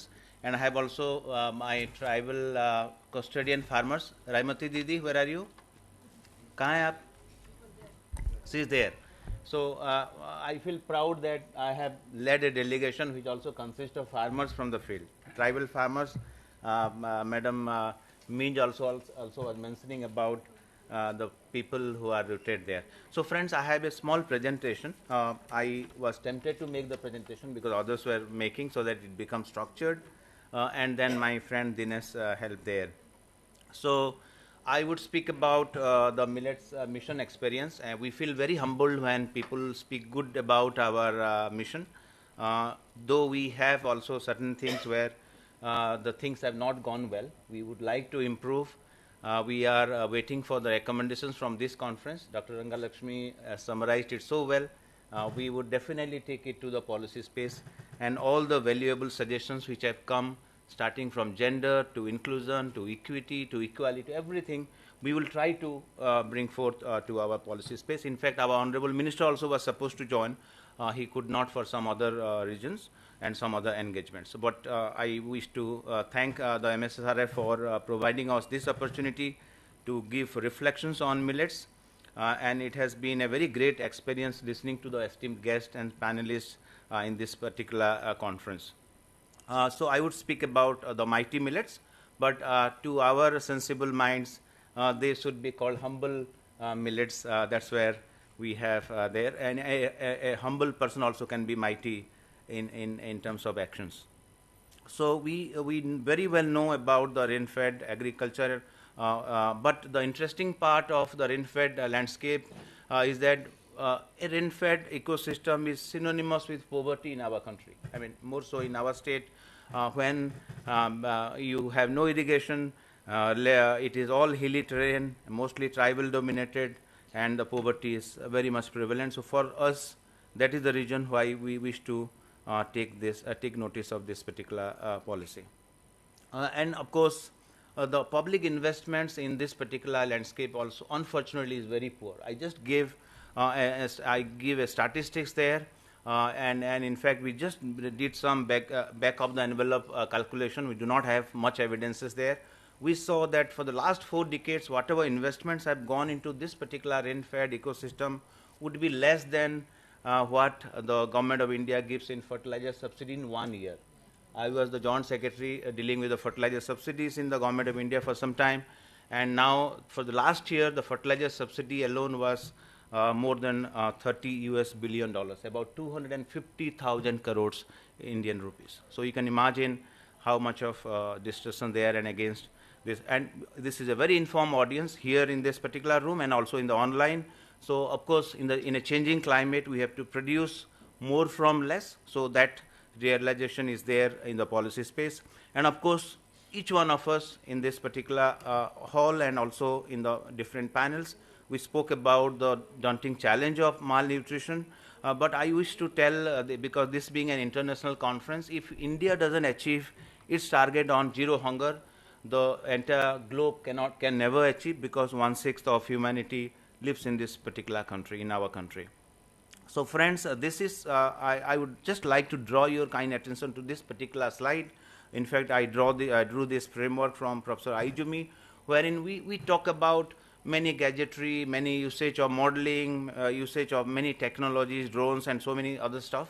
But then this framework says that all this kind of use of technologies are not transformational. Switching over from paddy, an upland paddy crop, to a non-paddy crop like millets is a transformational approach. I do not know, many of you may not agree, but then this is from our own experience over the last few years in the Millet Mission. Professor Minj was telling, if once somebody has switched over to some other cropping system, getting back them to a climate resilient or Nutri-Cereals or a very good crop whatsoever is extremely difficult. And as a policymaker, now we realize, and that's our challenge, but then we wish to go in that particular direction. So switching over the cropping area, the cropping system to a good crop is a transformational approach and not the gadgetry or the high-end modeling there. Just many of you would be aware about the Odisha situation. Odisha's economy is beset by the natural calamities so often that I just made a calculation. In the last 50 years, only 3 years have been the normal years without any drought or flood. There have been years where you have flood as well as drought and also cyclones in some seasons. So, and in spite of that, our agriculture has been resilient, and the pro-poor, pro-tribal, pro-farmer policies have made our food grains productions extremely satisfactory. In fact, we are almost food self-sufficient. In this immediate past agricultural year, we had the highest ever food grains production in our state. We feel proud of our achievements there. So there is an opportunity for diversification to millets. Odisha is one state which is already rice surplus. We have 4 million tons of rice surplus. We are the 4th largest contributor to the FCI pool. By people who do not know about statistics or the realities have very colored perceptions of my state, but Odisha also contributes grains to other states which are rice deficient. So this is just to tell that we want to take advantage of this situation wherein we want to diversify, because we are already rice surplus, and even if we diversify the upland rice, we are not going to compromise on our food security. So that's where this diversification to millets is important. So that's how from climate resilience, from nutrition and other factors, we wanted to launch the Odisha Millets Mission. And friends, I have no hesitation in telling here that the governance, the stability of the government system also has a role to play in pushing any climate resilient or a sustainable technology. Our policy space is so conducive that after 5 years of Millets Mission, now our Honorable Chief Minister has approved this particular mission for another 6 years. You hear about policies which are short term, 2 years, 3 years, but then we have a policy framework where the governance is so supportive that we feel encouraged down the line to the last mile. These are the objectives of the millets, our Millets Mission. We want to, everybody spoke about the farm to fork model, but then in Odisha Millets Mission, we definitely wish to raise the production and productivity, but we wish to raise the consumption pattern of the people, because there is an intergenerational gap. If, I mean, Professor Minch spoke about her grandmother or grandfather taking millets. Same with me. When my mother would offer us millets to me and my sisters, we would always tell, "Ye garibon ka khana hai, humko kyun de rahi ho?" type. So that perception, that attitude is still there in many areas. So we have to break that. Yesterday also it came out in this particular conference. How do we break that particular attitude that it is no more a poor man's food, it is literally good for all of us as consumers and also to the environment and to the farmers. So we took this fork to farm approach in the entire space, and what have we been doing, I'd just like to inform you. And in the process, we incentivize the farmers. You just talk about and just prescribe something, the farmers are not going to take. And as I told, they are all grown by the tribal farmers, the poor farmers, marginalized farmers. In my state, 93% of the farm households, they are small and marginal. So you have to incentivize a poor farmer and a disadvantaged farmer there. So our government is giving incentive for 5 long years to an amount of about 26,500 rupee a hectare. We don't give it just by cash to anybody. It goes through a DBT mode. But if and only if the farmer goes for those scientific agronomic practices, but we do not prescribe any science, the chemical agriculture there. If a farmer is going for any traditional or a natural farming or any kind of regenerative practice and preserving the traditional wisdom, we promote that. So it is a people-centric, multi-stakeholder approach. Dinesh Balam, my colleague, he is not from the government system. He and many others in our mission, we have a program secretariat which is run by Vasan and also supported by field agencies, NGOs and civil society organizations all across the state. And we have also a knowledge secretariat. We are evidence and science driven in our approach. Not only in this mission, our entire agriculture department, we always take science and evidences for the transformation of the sector. That's where we partner with MSSRF, ICR institutions, CSIR institutions, CGIR institutions, and the like. So Professor Nitya Rao also mentioned about the social inclusion, and land rights are not a criteria, not one of the criteria to select any farmer. So we see by design not to exclude any vulnerable community in the system. And of course, the selection of farmers also, we involve the community resource persons and all the community-based organizations there, and we engage with the NGOs and the CSOs. And of course, like any other state, we also are in collectivizing the farmers through the farmers producers organizations, producers groups, and we have a very vibrant and a dynamic Mission Shakti movement in our state. So we leverage their strengths into this particular mission. And as I told, we go for the improved agronomic practices and bio inputs. In fact, bio input preparation and their supplies, I'm informed by my team, has become an activity for the women self-help groups in many of the instances where the millets are grown. So this is something where I would like to draw your kind attention, where everybody spoke about conservation and commercialization. Of course, I think the Biodiversity Authority chairperson also spoke about that.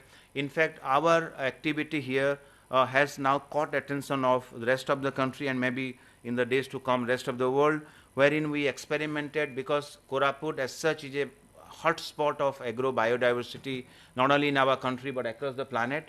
And Professor Swaminathan, when I as a student remember, he would tell that Koraput is the secondary origin of rice, and of course not only rice, then it has also other land races and traditional germplasm of many other field crops.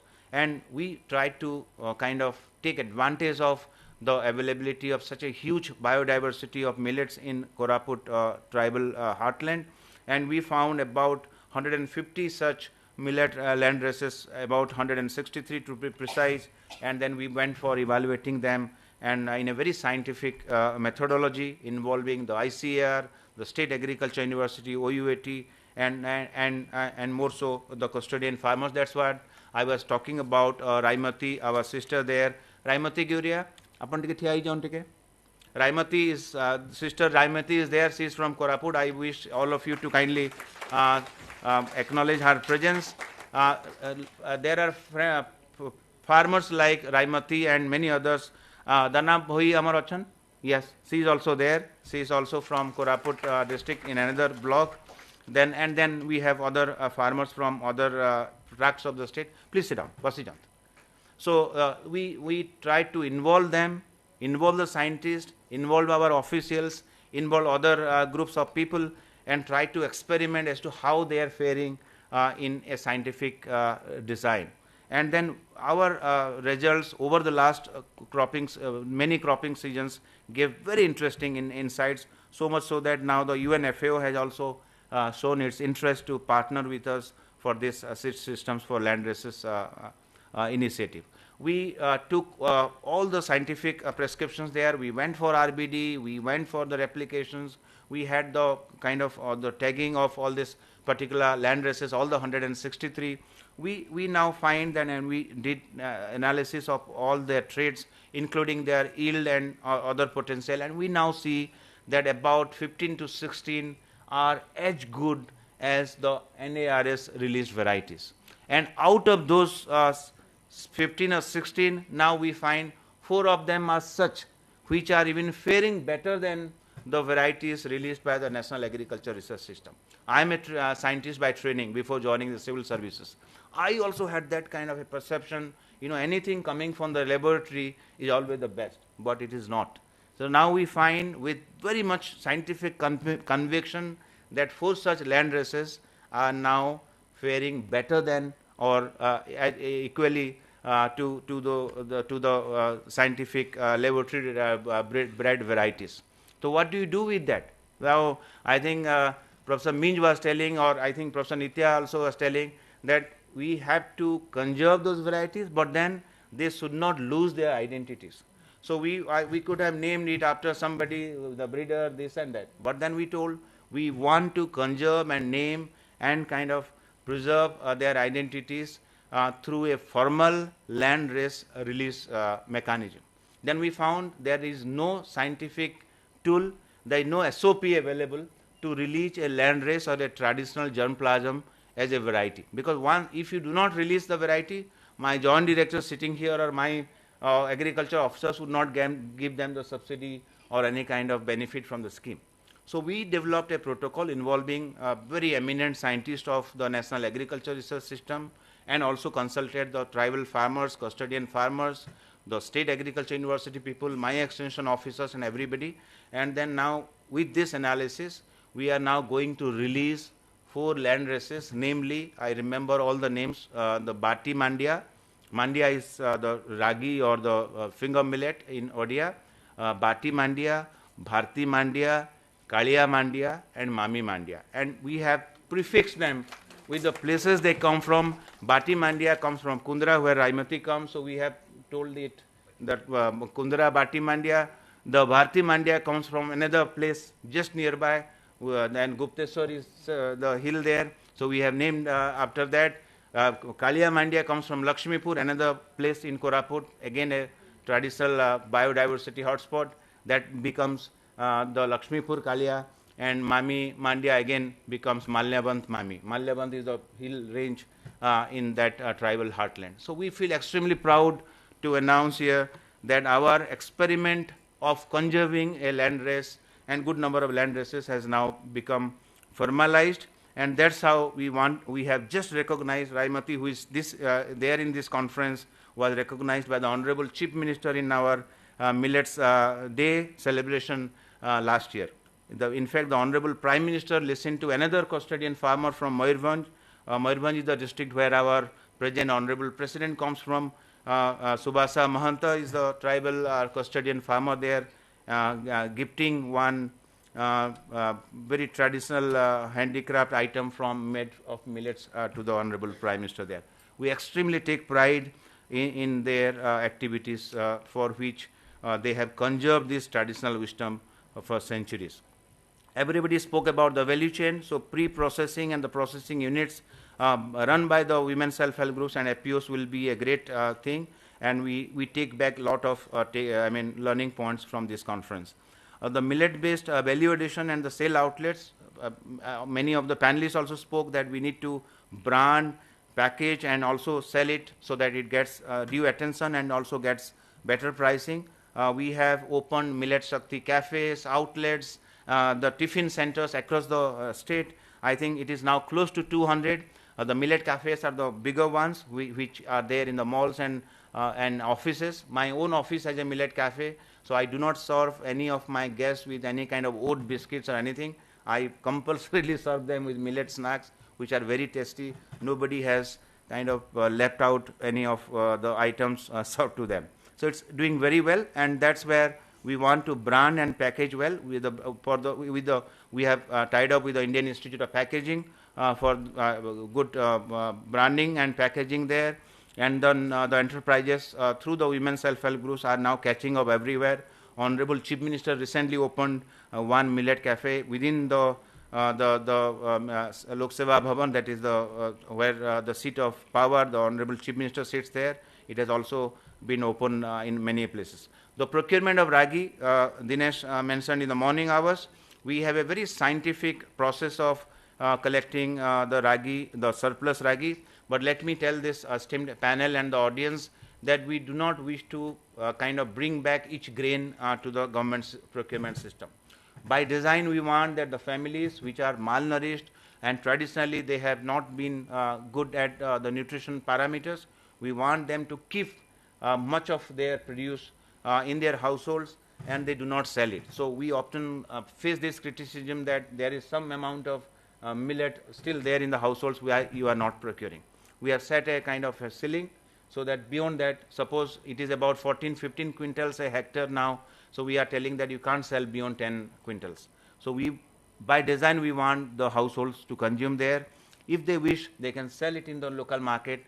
Through our interventions, the market price also is not bad in our state. So this is a very automated system. We have millet procurement automation system, MPAS.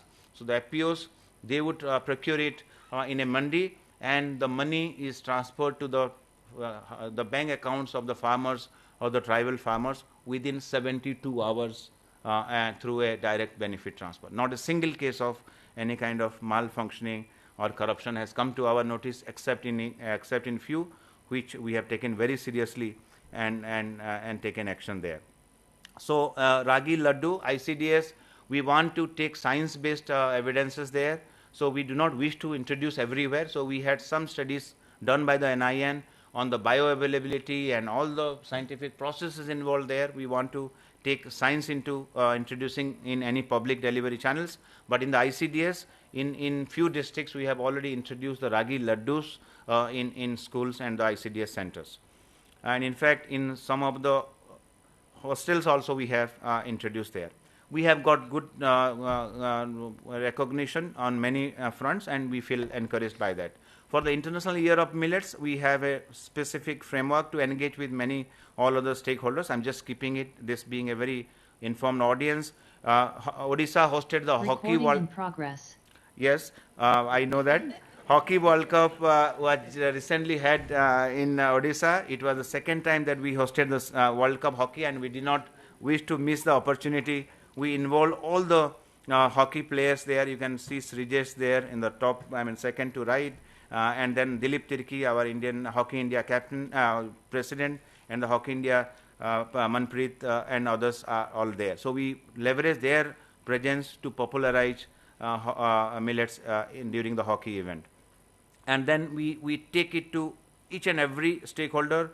We were advised that we should take it to the schools. We have already done that. In the schools, we have different competitions. Professor Somya was just mentioning that we also should take it to the curriculum. We have already given our suggestions with the draft. This is all being reviewed now because there is a set process. The board takes it up. So we are now popularizing amongst all the stakeholders, to the schools, even to the jail inmates. I recently visited the local jail, the largest jail in our state, and now the inmates and the under trial prisoners are also being given the snacks there, and in many hostels. We took advantage of the celebrity endorsements in our state.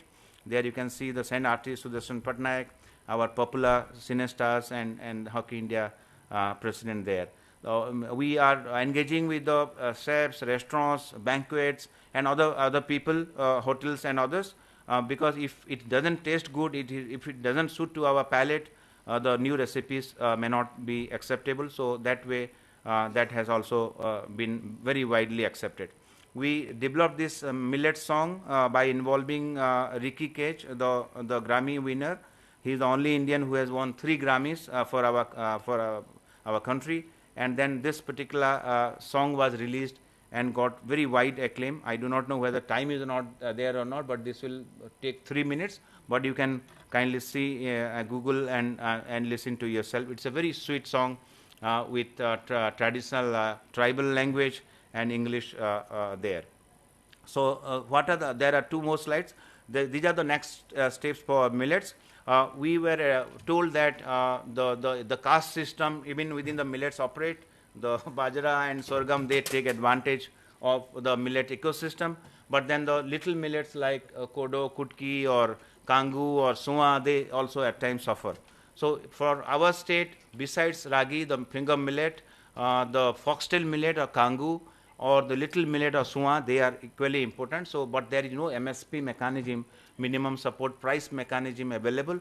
So we took the local university to calculate us what could be the benchmark pricing. We took the same Professor Swaminathan's formula of A2 plus F farm labor, and we are now telling the formal trading ecosystem to purchase not less than that benchmark pricing. So this is not an MSP declared by the CSCP, Government of India, but from the state government itself, we have innovated this benchmark pricing mechanism, wherein we do not wish any of our millet farmers to be exploited or kind of cheated there. And we are hosting an international convention on millets on the 9th and 10th of November. I wish to invite any one of you who are interested. In fact, many of the panelists on the podium, I have already personally requested Professor Somya also to personally come and encourage us by chairing some of the sessions. So this will be an international convention, not a conference. Conference only gets learned people, educated people. In the convention, we would also like to invite each and every stakeholder, including the farmers in the last mile. And there are many other activities from the mission. This is the last slide, which I just prepared, taking cues from all of you. But then this could be a way forward for all the millet missions promoted by various states. I come from the policy space, so I'm not prescribing it to the scientific community, but at least to the policy space. This should kindly consider these few points that we have listed. I spoke about the investments in millets research. Millets research doesn't mean only breeding a new variety. It could also be generating evidences and on the bioavailability issues, the biofortified varieties we spoke about. And of course, there is an urgent need for participatory action research. It could be on the land race evaluation, or the bio inputs, or the co-generation of machines and other tools, the co-development of machines and tools with scientists and farmers working together. All of us agreed that not only there should be diversity in our diets and crops, there should also be dietary diversity. And how do we bring millets into the plates of the consumers is a great challenge, and we need to respect the traditional food cultures and the cultures of the societies there. And of course, we need to ensure quality of millets in the food products. Now, because there is a huge demand, there are also people who might push non-quality items into the system. So how do we kind of do this by good branding, processing, and labeling has to also be seen.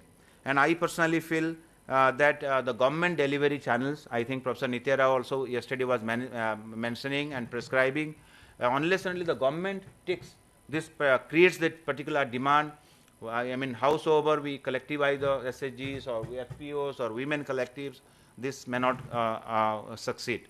So in our, at least in our state, we are ensuring that the procurement, the distribution, in every step, all our stakeholders are involved from the women's self-help group, the Mission Shakti groups, and we see that very interesting outcomes are seen there. And of course, I would like to mention that during the process of implementation, it has to be flexible in approach. As Secretary of the Department, I do not have any control if the collector changes the guidelines at the district level. And I personally feel that that should be the approach, because if you have more of centralization in decision making, nobody would also show interest. That's how new innovations are coming in the districts, and we see that there is a competition, healthy competition between one district to the other, which is a very good thing during the process of implementation. And of course, the issues relating to gender and social exclusion, all of us, they are all elephants in the room. All of us know how do we kind of design our programs and projects so that the inclusivity comes by design has to be seen by the policy space. And this we have to reorient the agriculture extension system. Our agriculture extension machinery is the T&V machinery. They are all that Purana wala, left to land, and whatever subsidy is to be administered, the inputs are to be sold, this has to be given to the farmers, that's it. They do not know beyond that. So we have to reorient them and tell them that these are the regenerative practices, which also should be a part of your job, and you have to kind of take care and learning with along with the farmers. And of course, I spoke about the Odisha example. Any policy intervention has to have that long-term framework, particularly the regenerative framework. If you talk about the millets year today, 2023, after 4 years, 4 months, 2023 will be over. So we should not forget about any kind of such good practice. We have to sustain it and take it beyond the mandated time. This is not a cartoon character. Her name is Millie. Millet is M-I-L-L-E-T, and her name is M-I-L-L-I. The beautiful lady attired in Odia Sambalpuri handloom is a hit in our state. So whatever promotional activities we do, we involve Millie, our mascot. Yesterday we had the soulful mascot here in this stage. So today I present to you Millie, our OMM mascot, for your attention. Thank you everyone for this opportunity.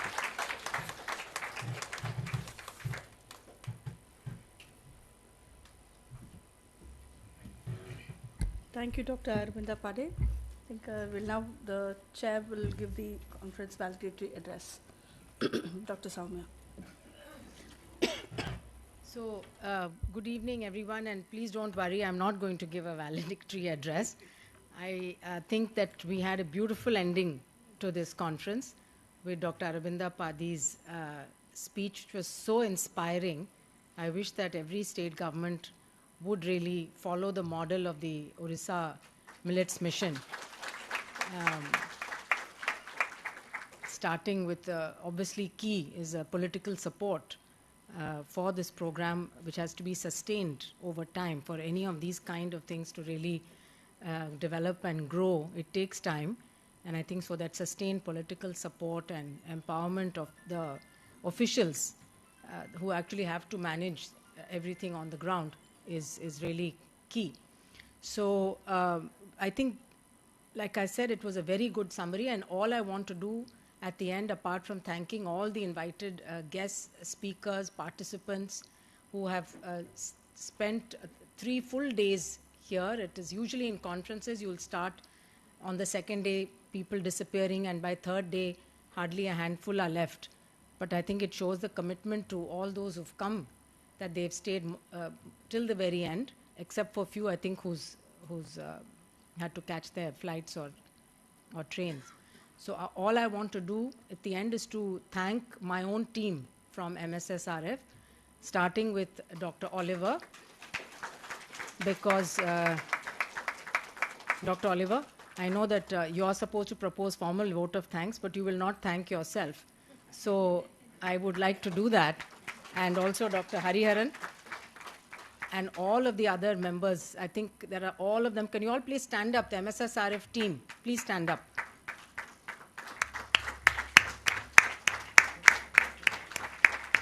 Let us give them a very big hand. I think many of them may be even outside doing other things, attending to details. So not everybody is here, but I know each and every person has been involved. It's been a lot of work. Otherwise, we could not have had such a rich program. And as far as I could see, everything went off smoothly. But if there were some errors, mistakes, anything that went wrong for any of you, I'll take the responsibility for that. I think the team did the very best that they could. And with that, I'll turn it over to Oliver, perhaps, for any final words that he has. Thank you very much. Thank you.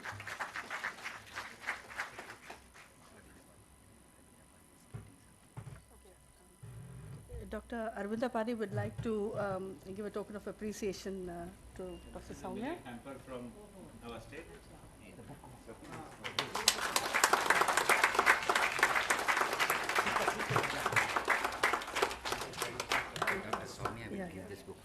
And Dr. Soumya will present a book as a token of appreciation to Dr. Padi and to all the other delegates as well on the dais.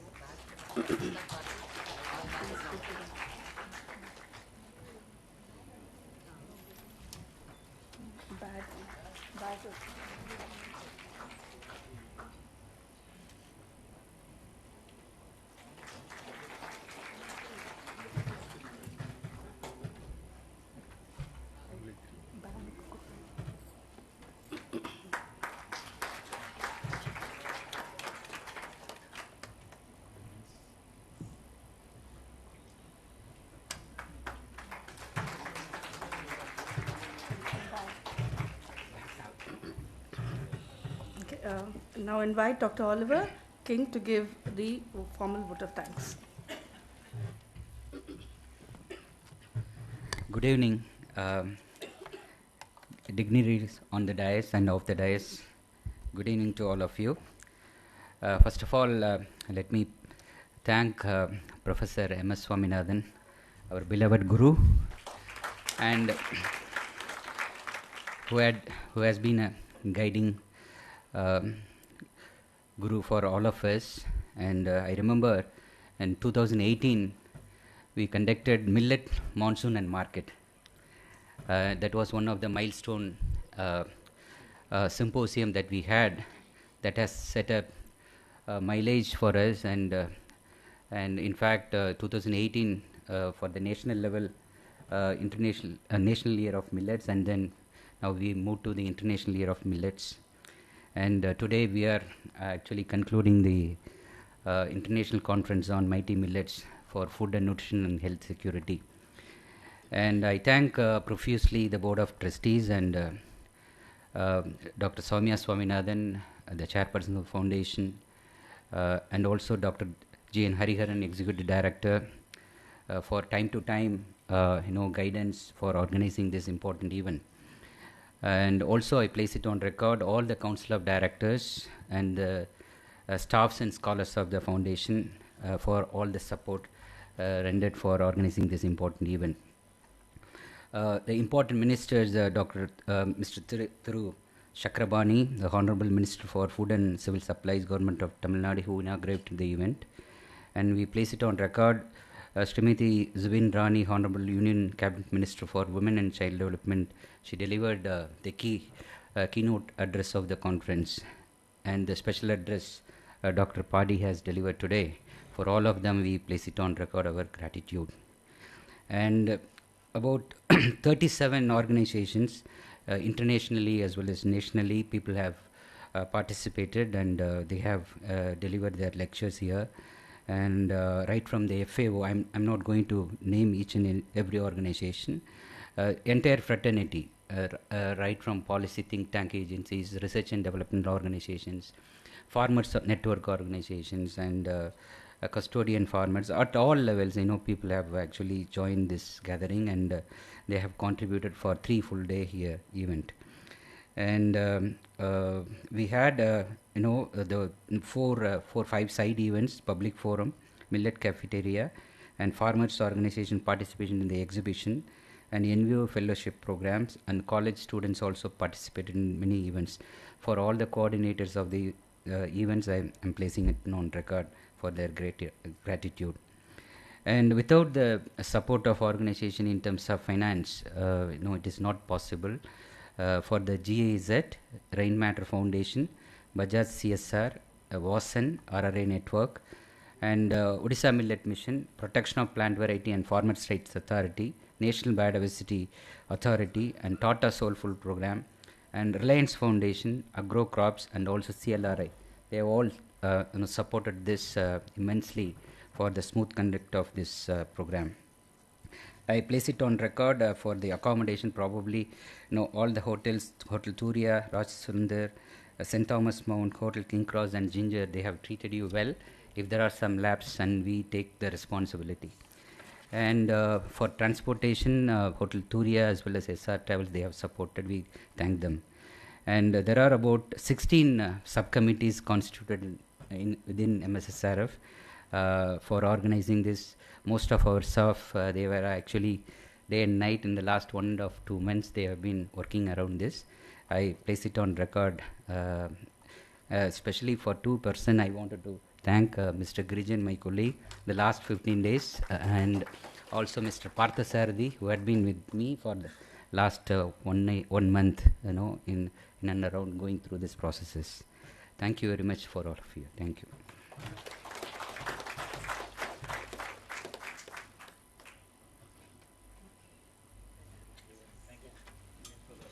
Yeah, thank you. Congratulations. You can sleep well tonight. Thank you so much. Dr. Padi, this is such an excellent